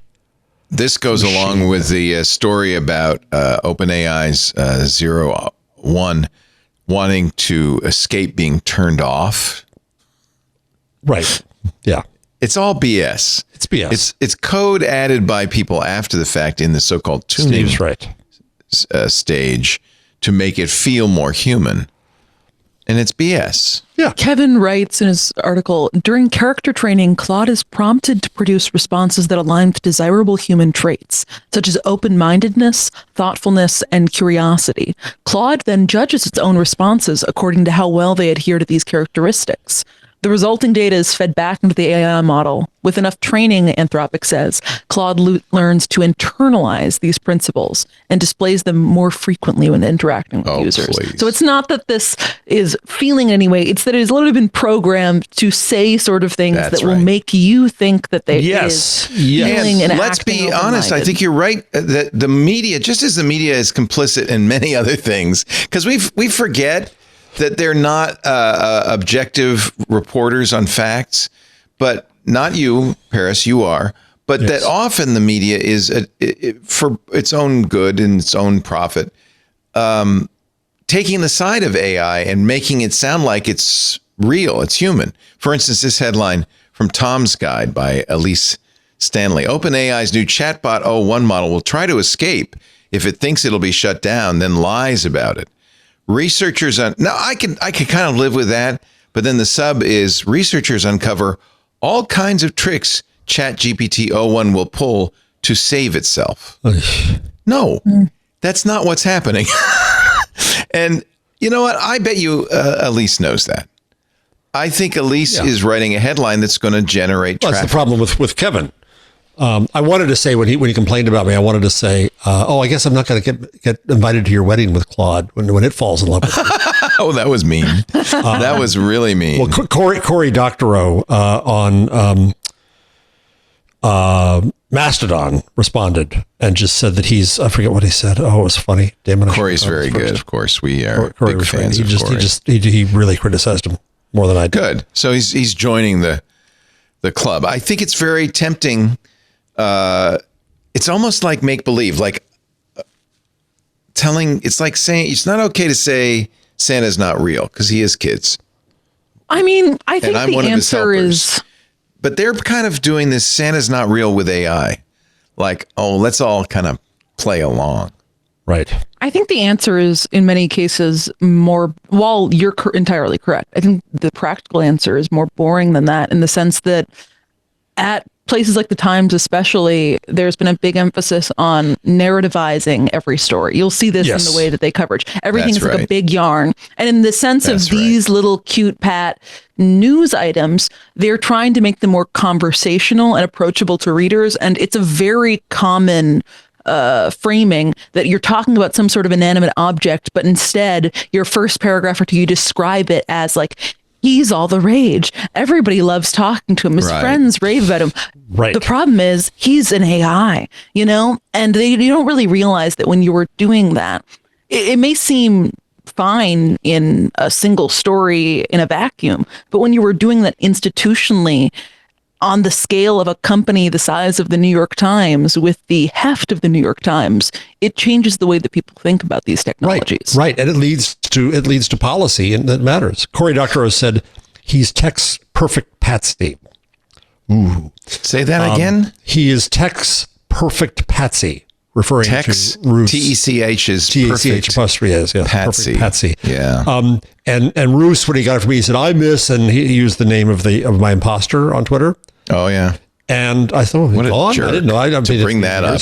That's so he got banned from, he got banned from X because he impersonated the Pope.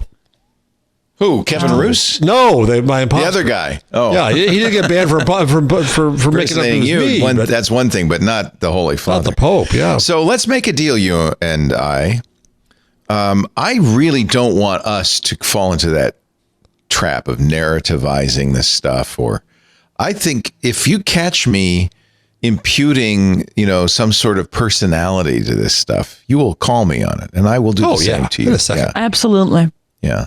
Because I think for you, our audience, we really want to make sure that we don't misrepresent what these AIs are.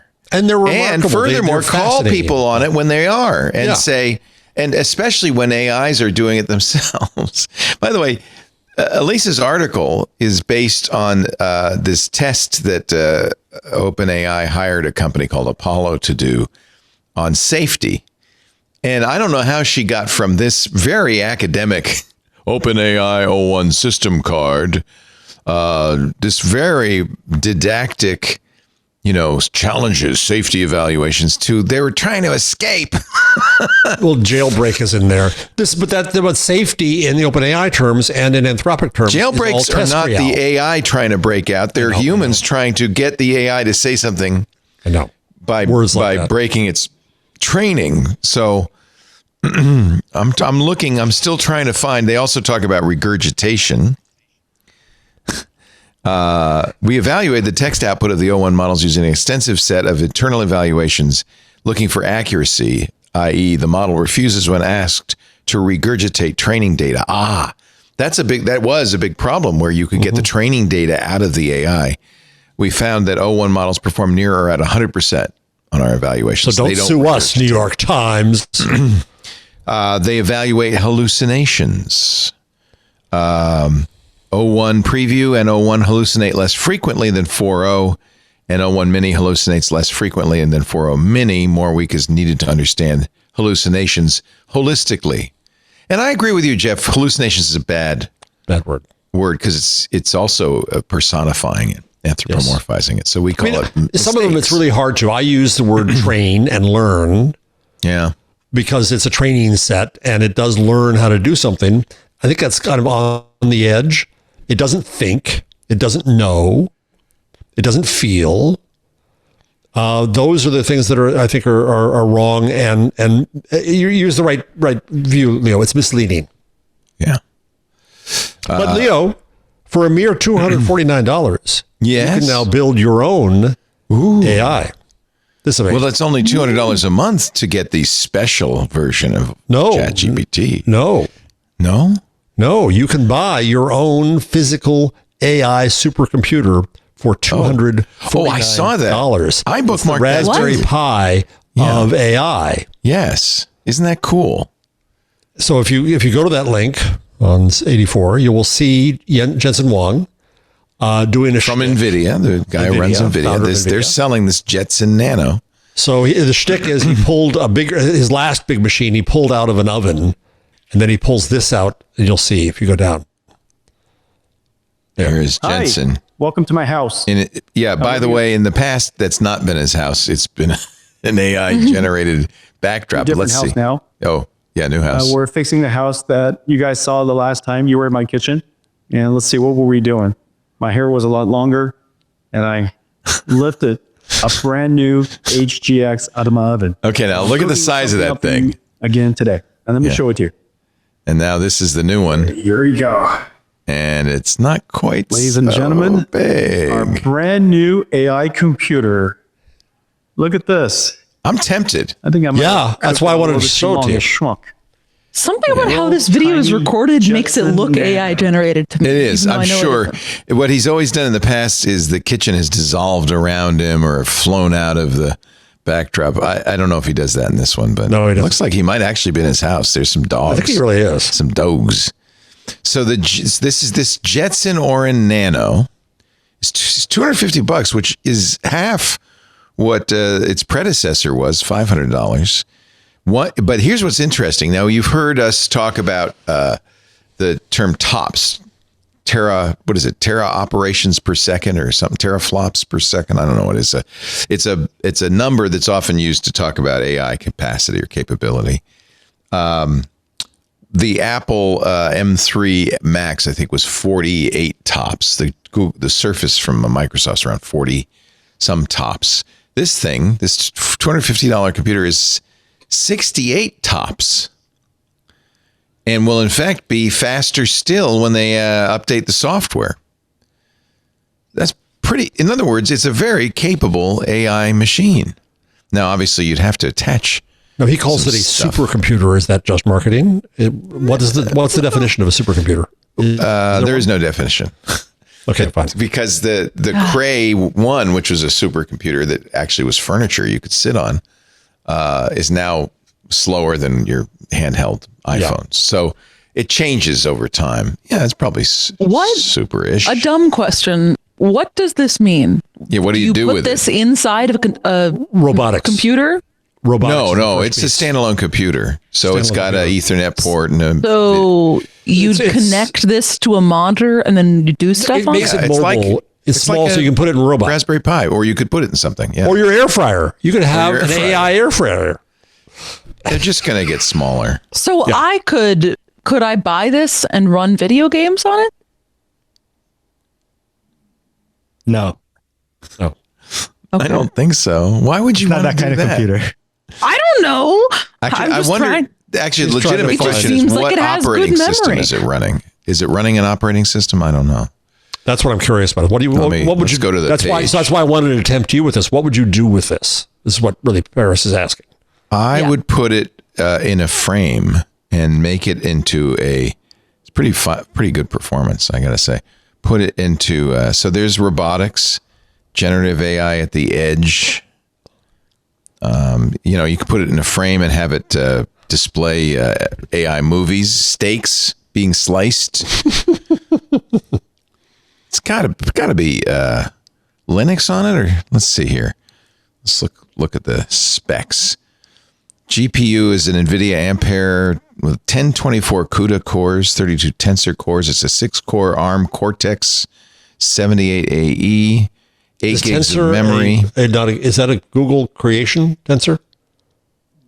Well, that's a generic. Okay, that's a term. It sounds like it doesn't return the software features section. It's Linux. So you could just run. You could use it as a computer. It's like a Raspberry Pi. And then you can put models on it. It doesn't come with storage, so you'd have to attach it to something like an SD card or something for storage. It's just like a Raspberry Pi, which doesn't come with storage either. It has a little TF card slot. So, Paris, you're not going to ask for this for Christmas then?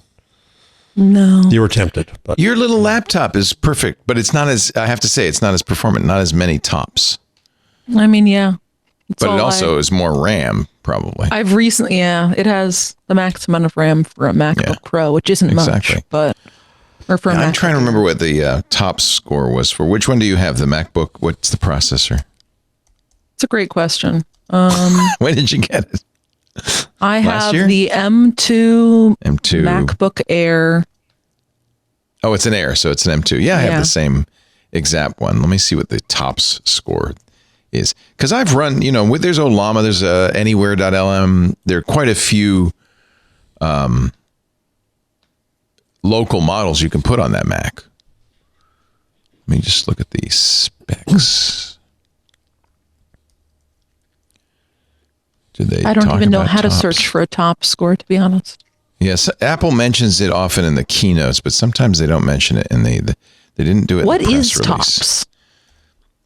What is tops? Is it teraflop operations per second? Trillion floating point operations per second? Jesus, trillion? Trillion, yeah. They're very, Let's call ChatGPT and ask it to explain it to us. You're going to burn through all your minutes. I could do that. Maybe I won't call. Maybe I'll just 1-800-ChatGPT. Is it an 800 number? That's nice of them. Yeah. Here, let me ask Gemini. Yeah, good. What does TOPS stand for when it comes to AI?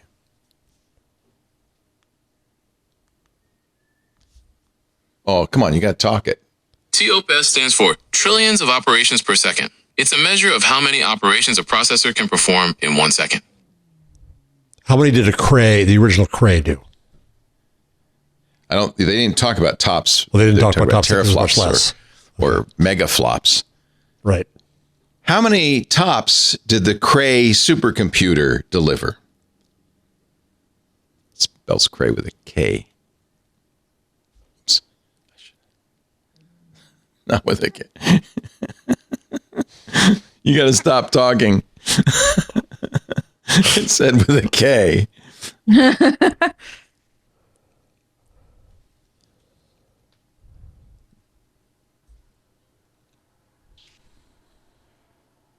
Not enough to answer this question.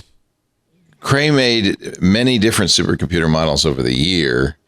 Each had different performance capabilities. Okay. What about fine. Cray Newmark? How fast was the Cray 1 supercomputer expressed in trillions of operations per second?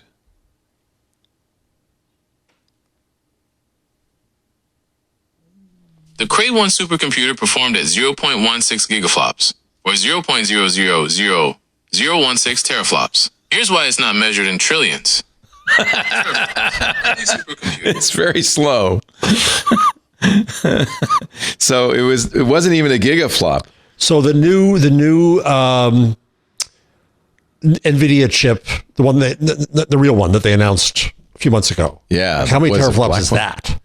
How many tops is that? Come on, you keep asking these questions. All right, let's ask What's the name of that new chip? What's that big one?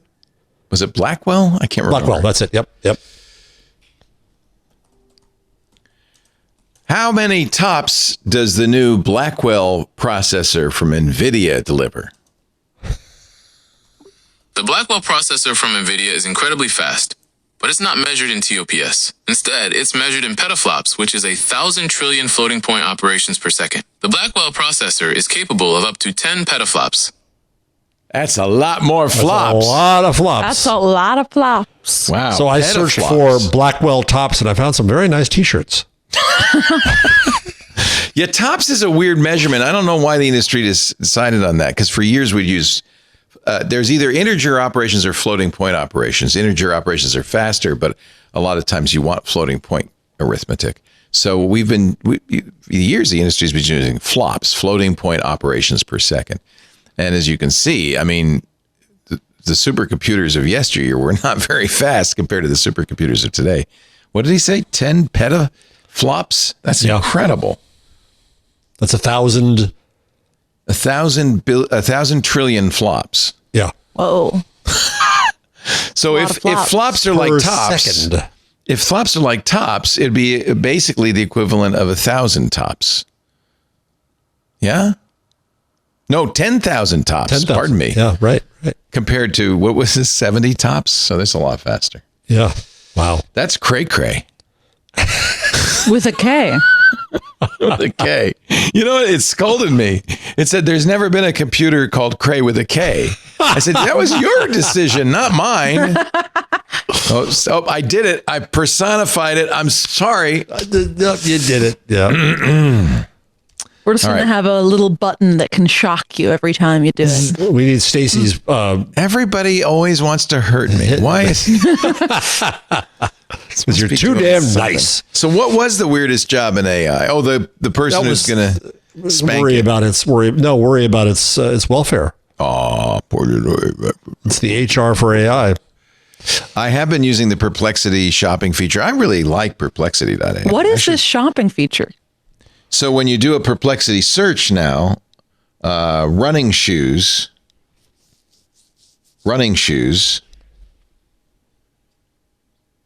it'll show you shopping recommendations. So it's still thinking here, but as soon as it shows me, what's it doing? Oh, it says it's searching for recommended running shoes. It's taking its sweet time. And there you go. Nike. Oh, don't you hate it? In the middle of this, it's saying, hey, would you like to rate me? No. Nike Pegasus 41. Out of focus. There we go. Is its top. Then the Saucony Exodus Ultra 3. But on what basis? So it did a whole little table. Go the other way. Reliable and versatile. Okay. Yeah. So, and these are, you see there's little footnotes that usually is a source. And it's usually not, it's an objective source. It's usually a running blog or a running magazine or kind of like that. Here's the shopping. Have you bought anything from there? No, but look, I mean, if you actually think how useful that is. I'm searching for running shoes. Okay, based on these reviews, the Nike Pegasus 41 is the best. Look, here you go for $130. You could buy it directly. And this is, by the way, not from YouTube or Google Shopping. This is REI.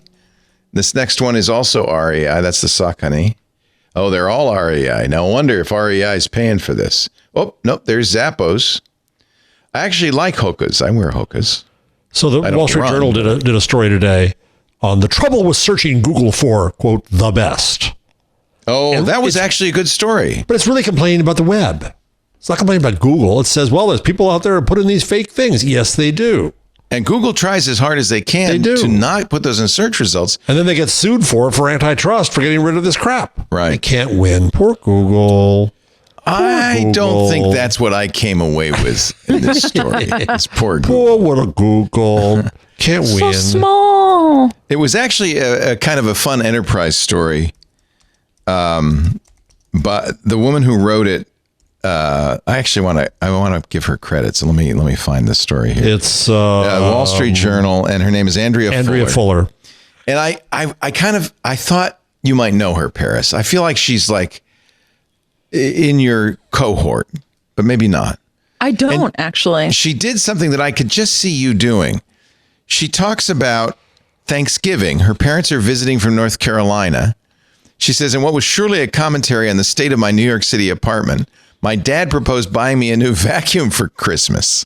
And he suggested this model on snapbuy.us on sale for $260. He said it's ranked the #1 vacuum.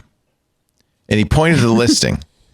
Fortunately, she says, I'm an investigative reporter. I already knew fake product reviews are a dime a dozen, but they seem to go a lot farther. In fact, she's right, because this company, it's actually a deep dive. It's the kind of thing you would do. I could totally see you doing, Paris, doing all this investigation on this just because their dad said it's #1.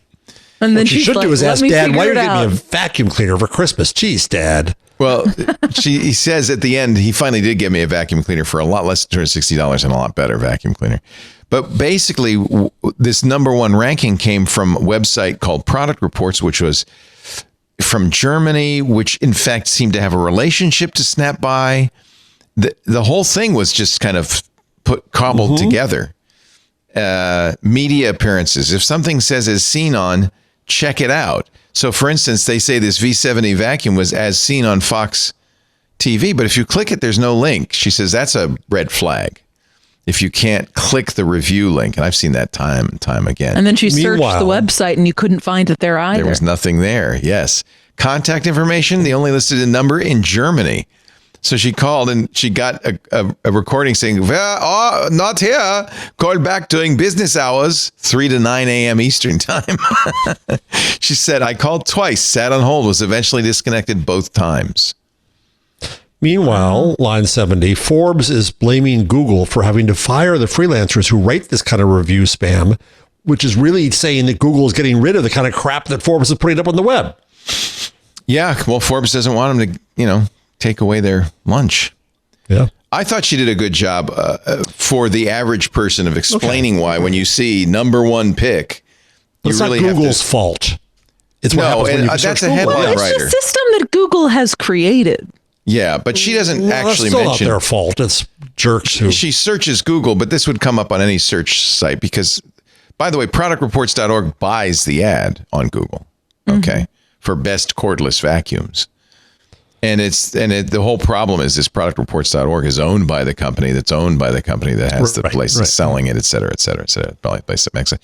They have a link to Trustpilot that doesn't go anywhere, and it's made up. It's a lie. Trustpilot says SnapBuy's reviews might not be trustworthy. And she said, beware of sites claiming stellar Trustpilot reviews that don't link back to the reviews. And that's exactly right. That's good consumer. But you see, her dad, like me, and anybody's dad, isn't going to do that deep dive. She's going to say, hey, I see it said it was #1. Might You as just well. needed to add Reddit at the end of his search string there. That's exactly now right. Same thing with the running shoes. shoes. Turfing Reddit. too. That's true. There is a lot of astroturfing going on Reddit. So the headline writer said Google, but you're absolutely right, Jeff. It could be Reddit. Now, meanwhile, after you've been very nice to a Wall Street Journal reporter, I'm going to drive you crazy with line. Well, I just thought she might be a pseudonym for Paris Martineau, writing under a. Yeah, me moonlighting at the Wall Street Journal. Yeah, daylighting. Moonlighting. Go to 119 and click there, and this is going to drive you. I got to scroll all the way down to 119. It's going to drive you bananas. New app lets homebuyers see the. Oh, no, one farther. That's interesting. Joanna Stern book, all about. All right, I don't want to rag on Joanna Stern. No, but I did already. Funny. It's funny. Just look at just click the link. This is on the Threads. Publishers Marketplace. Yeah. Well, look at that. I'm writing a book. It's all about how I am letting AI, smart machines, and computers take over my life for a year. It's going to be fun! Exclamation mark. And interesting! Exclamation. How many exclamation marks so far? And weird! Exclamation mark. If you know of a company idea or something wild I should be exploring for this, let me know. Oh, she just signed a deal. She hasn't even. Yeah. To my old publisher at Harper. It's going to be called Chatbot. Oh, geez. When machines become our everything. Chatbot. Chatbot? No, it will not be. No. I have a prediction. It will not be called Chatbot. I'm just thinking. After that sales conference, when Harper Business gets a hold of that one, they're going to say, yeah, we have another idea. How about 101 things you ought to know? So anyway, I am interested to see, though, because this book is going to come out in spring 2026. It seems like a very of the moment book. Mm-hmm. Will we still be as interested in the idea of someone letting AI rule their life for a year in 2026? Yeah, probably not. It's one feature story. Somebody named Claude. Yeah, book is. Well, good for her. I'm glad she has a book deal. Glad she has a book deal. Yeah, that's great. And I'm sure she got a big advance, and she's got plenty of time to write it. Has a year. It takes forever to go through the process. Yeah, and she has good agents at UTA. That helps. Mm-hmm. And gives them credit. So meanwhile, the story you almost read. I thought that was an interesting story. It is an interesting story. New app lets U.S. homebuyers see neighbors' politics. It's a service to realtors. So they always in the listing put like schools, walkability of the neighborhood. Now they're going to say liberals in the neighborhood. Watch out. I confess, I wouldn't not buy a house because of its neighborhood. Because there was a book called The Big Sort that came by Bill Bishop that came out. I remember this. What year? I'm not sure what year.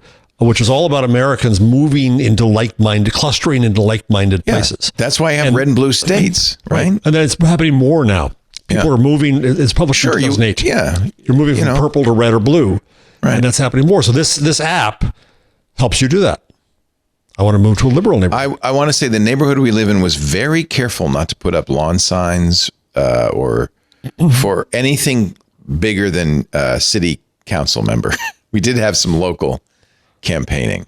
Did anybody try to put up national stuff and were they told to take it down? I think everybody's very cautious. I don't think anybody was going to You're in an HOA? No HOA. Well, then how can you restrict it? It's First Amendment. You can put. You can't restrict it. It was a. We all agreed in our heads. Oh, I see. Not to raise that specter. Although we have a family member who flies a Trump flag, has banners everywhere. It's amazing going over there. It's like a circus came to town. You were in disguise, yeah. All right. Yeah, I think that's probably not something you should check out, to be honest. Yeah. It's the one funny thing about this article is that the picture, which they took from the EPA, has a Trump Pence poster that they covered over the PE and replaced it with VA. Because in effect, everything is interchangeable on this poster. So yeah, it's really MUSK. Yeah, I mean, I think Vance is in there. Peter Thiel is in there. Yeah, I did my my tweet about 2 weeks ago. I said I'm old enough to remember JD Vance. No politics zone. NPZ. Where's your lawn sign? Take it down. Katie Couric is wrong, writes Mike Masnick. Why is Katie Couric in the public eye at all? She did, yes. She does a newsletter and I think a podcast, and she also was the co-head of that Aspen Institute thing with Prince Harry. Oh, good. That's two people I trust to understand the internet. Policy. The Commission on Disinformation produced a report on how to tackle disinformation. Mike writes, the report was, well, not good. It was written by people with no real experience tackling issues related to disinformation, and it shows. Prince Harry and Katie Couric, there's the two people I'd like to go to. A mix of unworkable and nonsensical ideas, he writes.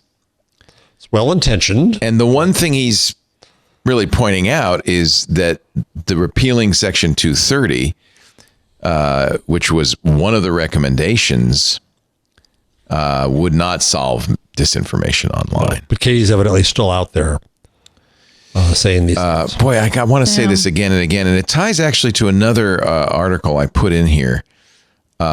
This was actually from Hacker News, and I think it didn't get into the. I think the Hacker News link didn't work, but it was from a European moderator of a forum for Fixie bikes. Pretty big forum, I think. Was it? I was about to say, I bet people have lost their minds on that forum. Bike forum people are some of the most hardcore forum people. Well, he's decided because of the UK's new law, which effectively holds, just as eliminating Section 230 would do, holds the publisher, the moderator of a forum, responsible for the contents of the forum. He said, after this law in the UK, I am shutting down my forums because I cannot, we're on a shoestring as it is, mostly comes out of my pocket, and I cannot defend a court action against me. It's line 32. Oh, it is on here. It's on there. Because I knew I read it. Yeah. LFGSS is the name of the forum. That trips off the tongue. Yeah, it's like I said, it's some acronym having to do with bicycling. But so for some reason he feels safer having a Discord. I'm not sure that that's going to solve the problem. Because he's not responsible he doesn't decide what goes up. He can't edit it, maybe? I don't know. He says, reading the Ofcom regulation, and we're done. We fall firmly. This is the regulation. By the way, there was some dispute over in Hacker News whether he would be liable for this, the UK online safety regulation. But it has the same effect as repealing, and for the same very good reason. Children's voices heard, no more sexualized messages, no more grooming, et cetera, has the same kind of seemingly sensible reasons to do it. But it has the same problem, which is and this guy points it out. He says, the act doesn't care that this site and platform is run by an individual. I do so philanthropically without any profit motive. The act only cares that it's linked to the UK because he's a UK native and it's in the UK and the users are from the UK. And that's the scope. He says, big tech can afford to defend themselves. It's the little guys who are most damaged. I've said this again and again, by things like repealing the Section 230 or the new UK online safety bill. I'm sure there will be a similar, this is what COSA, by the way, is basically trying to do. And COSA probably won't survive this current session of Congress, but I suspect will be, reinvigorated. Resurrected is probably a better term in the next term of Congress. And this keeps coming up. And the problem is, if Section 230 defends me against a lawsuit for something that happens in our chat, we have a Mastodon, we have forums at twit.community, Mastodon, twit.social. We have 8 different chats going on right now on YouTube and Twitch and everywhere that we're streaming. And we would be held responsible if somebody did something bad in there or we moderated them.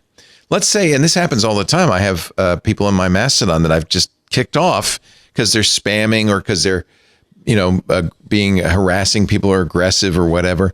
And I think I have the right to kick them off to keep it to a pleasant environment. But if they decided to go after me, Section 230 would defend me. It would say the court would throw it out saying, no, It wouldn't even get anywhere. It wouldn't get anywhere. Yeah. Leo has the right to moderate, and he's not responsible for people's comments on the site. He's not, he can moderate it. But throw that out, and suddenly I'm liable. And I have to say, I would follow the same exact steps as Velocio, who's the guy who runs the LGFS. London Fixed Forum. Gear and Single Speed is what it stands for. That is good. London Fixed Gear and Single Speed. It rolls right off the tongue. A lot of people were very sad about this. The Online Safety Act becomes the law in England on the 17th of March, and he says we're going to shut down on the 16th. This is the problem. And so Katie That's why Couric, TikTok, 230, online safety, it's all about our speech. That's why it matters. And I wish somebody would tell Katie Couric, all these people think we're going after big tech.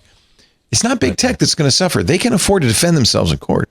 I know Katie from back in the day, and so I don't know if she saw it, but everywhere she said where this was, I said, would you please listen to Mike Masnick? Yes. This matters. He knows what he's doing. Good. I made a video about 2 years ago responding to Joe Scarborough about this, which is why he actually did call me at the time. And I had put that video up too, saying, listen to the people who know what they're doing about 230. It's not what you think it is. Yeah, and I understand. They think it's all about big tech. Yeah. They must be made to pay. Yeah. We are running up against the TikTok clock. I'm going to take a moment to invite all of you to join the club. We have some big club events coming up this week. Tomorrow morning at 9 a.m., get up early to join Micah in his crafting corner. He is building a tiny What are they going to kitchen. He's making like a little dollhouse kitchen, I think, and that's what he showed me anyway. He's done other things. He's done needlepoint and needlework and stuff. And then other people are building Legos and stuff. It's not like, it's just a hangout. So you just kind of hang out. It's like watching them play a game. It's not even watching them. It's like you're doing your thing, they're doing, and we're chatting, we're talking, and it's cool. This is what the club is a real clubhouse. It's a quilting bee. Yes. Yeah. Tomorrow at noon Pacific time, we're going to do Stacy's book club. We have a little book club going. Stacy Higginbotham picks really good sci-fi. She picks it. Oh, wow. The book this week or this month was recommended by Jason Snell, voted in by the club members. I loved it. I was so sad when it ended. James S.A. Corey's newest, they wrote The Expanse series, which was beloved and, of course, a TV show. They've started a new series, and the first book is The Mercy of the Gods, and it's really wonderful. It's too late, I guess, probably, unless you're a fast reader, to read it before the book club. But the book club is tomorrow at noon. If you have read it, join us. Or just lurk. It's so and lurk. No, because it's full of spoilers, so it will spoil the book for you. But we do a lot of things. We have coffee, we have photography. Chris Marquardt did his photo hour last week. He'll do it again in a month. So we do all these things in the club because we love the community. The Club TWiT Discord is a great place to hang out. It's part of the benefits of joining Club TWiT. Club TWiT is $7 a month. I mean, I think that's a really fair price. It's as low as we can make it. We thought about increasing it. We thought, no, we want to make this accessible to everybody. You can pay more, by the way. You can pay as much as you want, but the starting price is $7. You get ad-free versions of all of our shows. You get video from shows that we don't do in public. Like we don't do video in public, like Hands on Windows, Hands on Macintosh, This Week in Space. Actually, I think we do put out video for This Week in Space. Untitled Linux Show, Home Theater Geeks. We do a lot of stuff. And this gives you like an all-access pass to get into all the content that we make here at TWiT. But it does another thing. It helps us stay alive. And that is really, really important. I said earlier, was I on the air when I said there's been very good news? Or was that pre-show? Nope, that was before. That was pre-show. This is important news, too. Mm-hmm. So I have been begging people to join the club. I said my goal is 5,000 new members by the end of the year. I don't know if we're going to make that 5,000, but we've had many, many, many new members. Thank you. Thank you. I appreciate you responding to the call. The other thing that's been very good news is, and the real concern was, ad sales had just disappeared. People, I think, are a little skittish about the economic future and so forth. But a lot of people, I think, were just waiting. And this week, for some reason, we booked a bunch of ads. And I'll be very frank. we saved this show. This show was perilously close to being canceled at the end of the year. And I didn't tell anybody that. I didn't tell you guys that. I think, Jeff, you sensed it.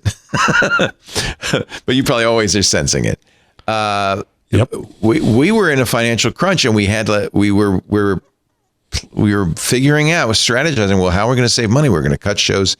We were going to lay people off. But this advertising coming in and your contributions to Club Twit made a huge difference and has saved us. So thank you. I really appreciate it. And if you want to keep going into the rest of the year, please join the club. It makes such a difference. And I think you'll be very glad. We're going to keep doing the 2-week trial so you can at least see if it's something you like. I think you'll really love the community. And we're also going to continue to offer the referral code, which can get you free months if you get other people to join the club. So please go to twit.tv/club. And recommend the show too. Do that too. That's one of the reasons we put video up on YouTube, so you can clip it and send it out to people, because that really, I think is a great way to promote it. We need to grow the shows. That's also important. We need to grow the audience. The amount of money we make on an ad is directly tied to the number of people who hear the ad. So it really is helpful to us if the shows grow. And also, I like it. Our egos like it if more people are listening. And if you want the show to continue existing, if you want the show to continue existing throughout next year, you need to subscribe to support it. Thank you. And Paris does. She wants that. Yes. I do. What am I going to do if I don't spend my Wednesday evenings talking to you guys? We all want it to continue. And I know people, there are some people who say, oh, Leo, you should just do it for free. Good news, I am. And but I have to pay the staff. I have to pay Jeff and Paris, and I would never ask them to do this for free. I'm willing to do it for free as needed, but I think it's really important. Benito needs to get paid. Everybody needs to pay rent. They need to eat. That's the way it works in this world. So, I mean, I guess if worst came to worst, you'd see me just sitting here talking. You don't want that. Replace me and Jeff with AI. Yeah, you could do that. Now Leo going, so then I had a ham sandwich and I took a walk. It wouldn't be as fun. The coffee machine was on the fritz. Yeah, I couldn't have any coffee. Let me call ChatGPT. Oh, my 15 minutes expired. Dang it. Darn it. See, that's why you need to join the club. Twit.tv/clubtwit. I'm sorry. I'm going on and on. I'm actually very grateful. A lot of new members. Welcome. It's great to have all of you. Thank you, people. Thank you. Yay. I can give you a few more minutes if you... no, I think you hit them. I think we got everybody. Paris won the bake-off. Yeah, that's important. Paris, do you have a thing for us this week? A pick for this week? I do. Hold on, let me get my thing. I have two, which are two fun little Instagram accounts I came across. Nice. One is called I Don't Give a Seat, and it is photos of seat patterns from public transportation all around the globe. Ugly. No, they're beautiful, Leo. Look at that second soiled. one. No, only some of them are soiled. They're so this vibrant. is kind of nice. This is nice. Where is this? This has got to be look Europe. Look at the green one. Look at the one that's next. The next one here. This one. That one's pretty. Oh, you don't love that. I love that. It's beautiful. That was my rec room couch when I grew up. Yeah, that's what it looks. All of it looks like. I would buy a chair in that pattern. Oh, that's right. You like mid-century modern. I forgot. I do. I have a bunch of apartment books published in the 50s. What's going on here? I feel like there's a secret code in this Croatian subway seat. What's that all about? But I do like you get to see like where it's from, who posted it. It's cool. And then so the next one is another thing by the same person. Okay. I found on Blue Sky, and it's a compendium of transit tickets from all around the world. And they're all high resolution scans. They promise to never use AI, and they tell you when the ticket is from. This guy it's kind of nice. Likes transit, apparently. Yeah, transit's so interesting. Yeah. I don't know. And they're just a bunch of cute little tickets. It's fun to see around the world. It is. It's like traveling. It is, but you don't have to leave your seat. And I presume that he has contributors. He doesn't go to all these places. people will send them in. Or no, actually, I guess you just take commission requests. Or, this is the Osaka subway, which I've been on, and is a wonderful subway. Look at these. I have to say, Japanese public art. You know, I wonder, there must be a Japanese manhole cover Insta, because they have beautiful manhole covers. Oh, are there? Yeah, let me just search for manhole. Maybe I shouldn't search for manhole. You should keep your screen on the thing. Don't show this. Oh, yes, there's quite a few manhole cover sites. This is from Oleg Veleshnikov. These aren't quite as well. There's some pretty good ones. Manhole covers, just the word manhole covers is just Japanese manhole covers. That's the one. That's the one you want. Let me go back. Oh, and these are so cool. They're beautiful. Japanese They're manhole very covers. Involved. Yeah. There's a lot. Yeah, they really, the Japanese sense of art, especially in public art, is just truly gorgeous. Yeah, look at these. This is from Rogerio Lima. He's been collecting these. Just gorgeous. Benito, you were just there. You were just in Tokyo. Did you notice the manhole covers? I didn't even notice that the manhole covers were beautiful. You have to look down. Everywhere in Tokyo, they're gorgeous. John Ashley's there right now. I like the Hello Kitty. Here, they're just covered in piss. Yeah. Yeah, frankly. You got a problem with that? No, I love it. There are, but you should look down in cities, because I find weird things on the little plaques and stuff embedded in the concrete in New York City. Always read the plaque. Yeah, it feels like there's something going on. It's the great Stolpersteine life of the in city. Germany. What is that? Stolpersteine in Germany are memorials to people who lived in this home and were taken away and murdered in the Holocaust. Brilliant. It's the best memorial you can imagine. It's all around. Wow. You find it constantly. Yeah, somebody lived here. Yep. What they don't mention is, and then our family moved in after they took off, and we've really enjoyed living here. Thank you very much. Jeff, your pick of the week. So it's Claude Day, apparently, because if you go down to line 174, Claude has a system called Clio for privacy. Never mind that. If you scroll down to a bunch of circles, you'll find the top use cases on Claude.ai. Keep going down. How do I tie my shoes? So this is top use cases.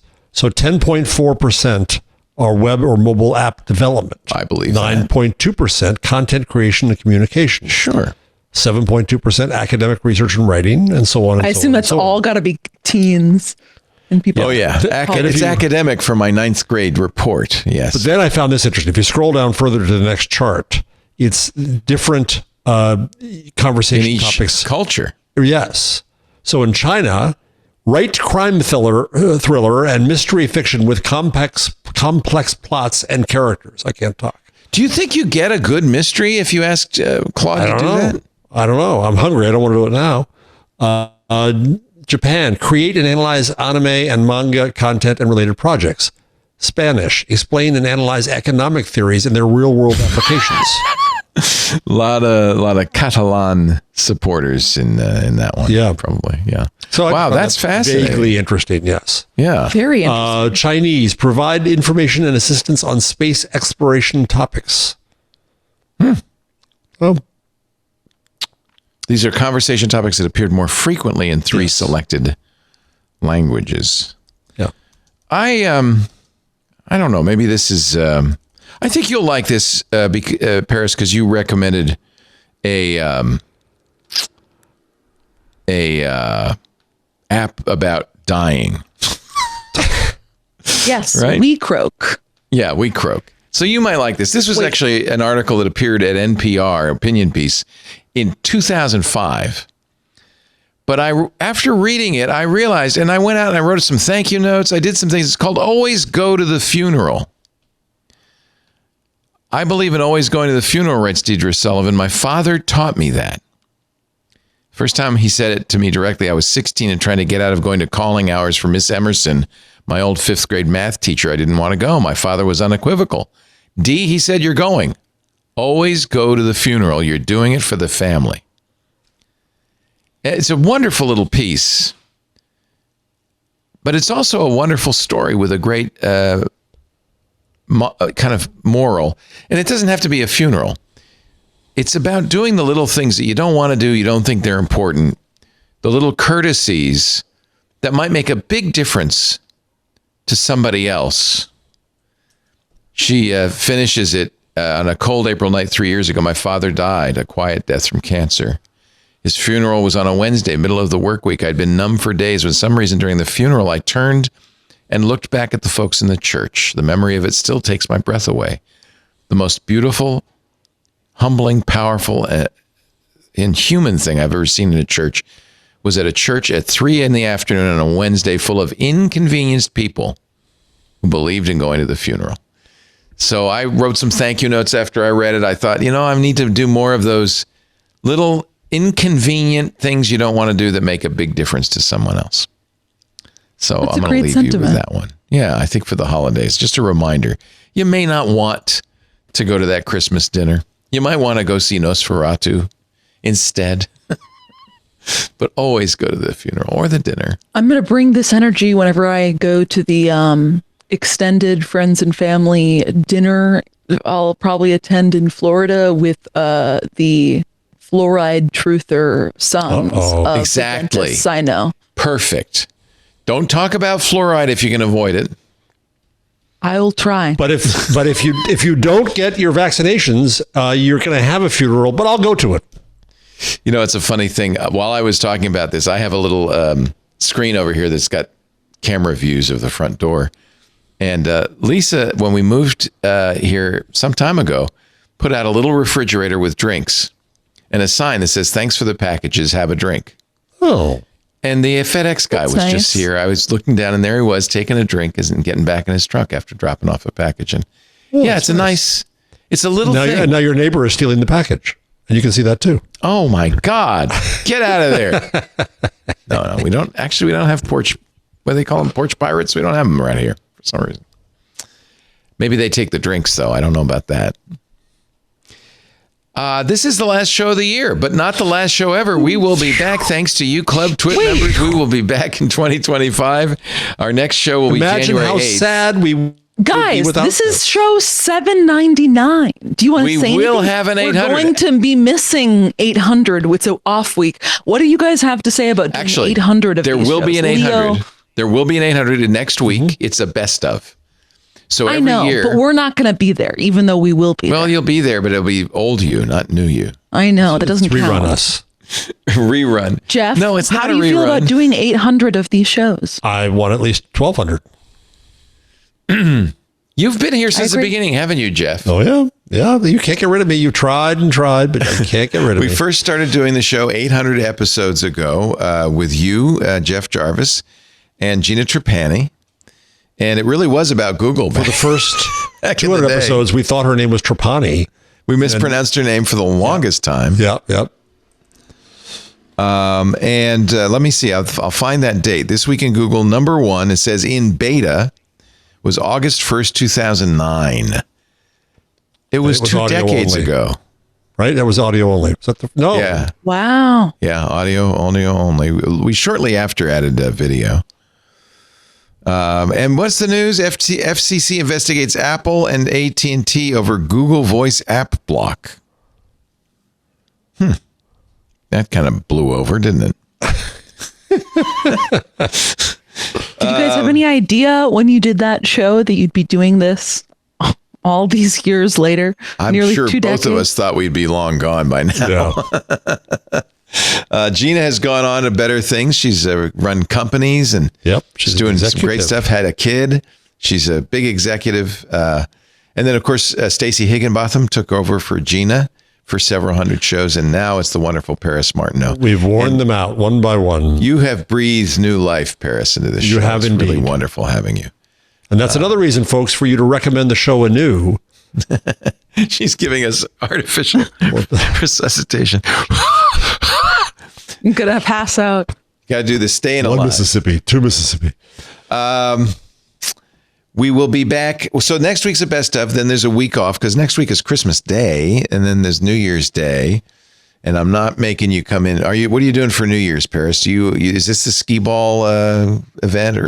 No, I don't know. I normally do a New Year's Eve party, but that's Perfect. because New Year's Eve falls on like a weekend. So New Year's Eve is also on a weekend, and it's great because then I have no competition. But this year, because New Year's Eve falls on like it falls on like a Tuesday or a Wednesday or something. New Year's Eve is Tuesday, and New Year's Eve is Monday. So it's just not.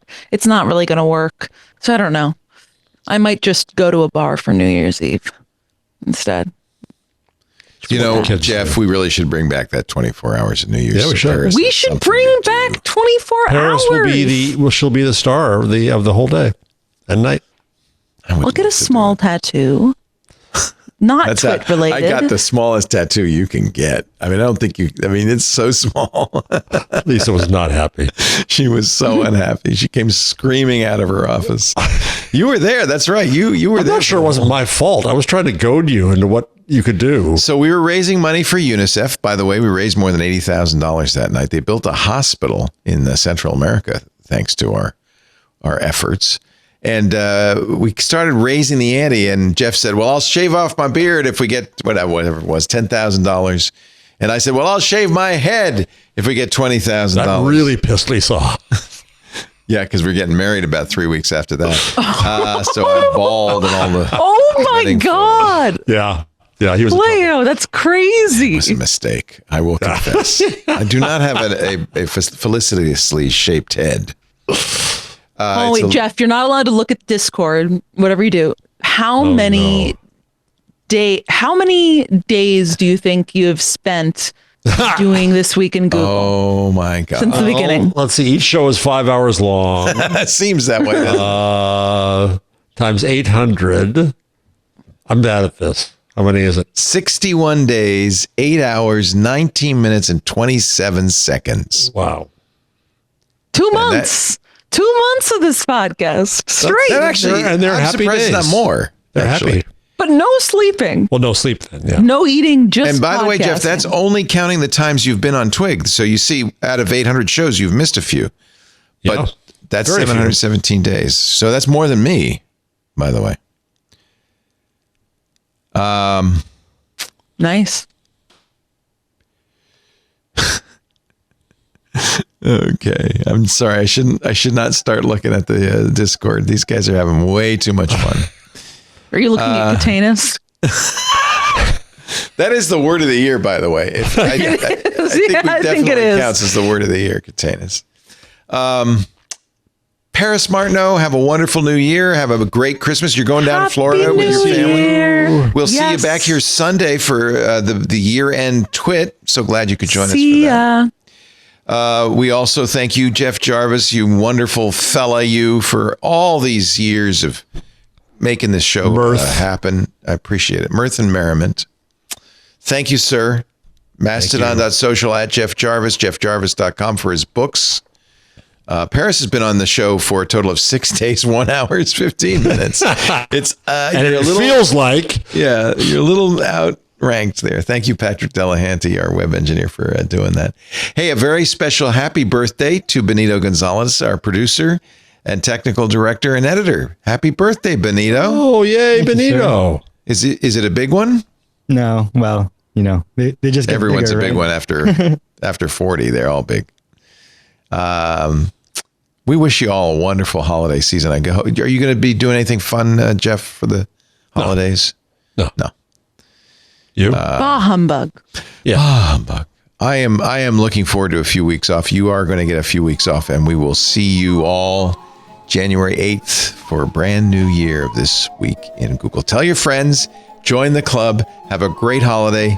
Happy New Year. We'll see you in 2025. Bye-bye, everybody.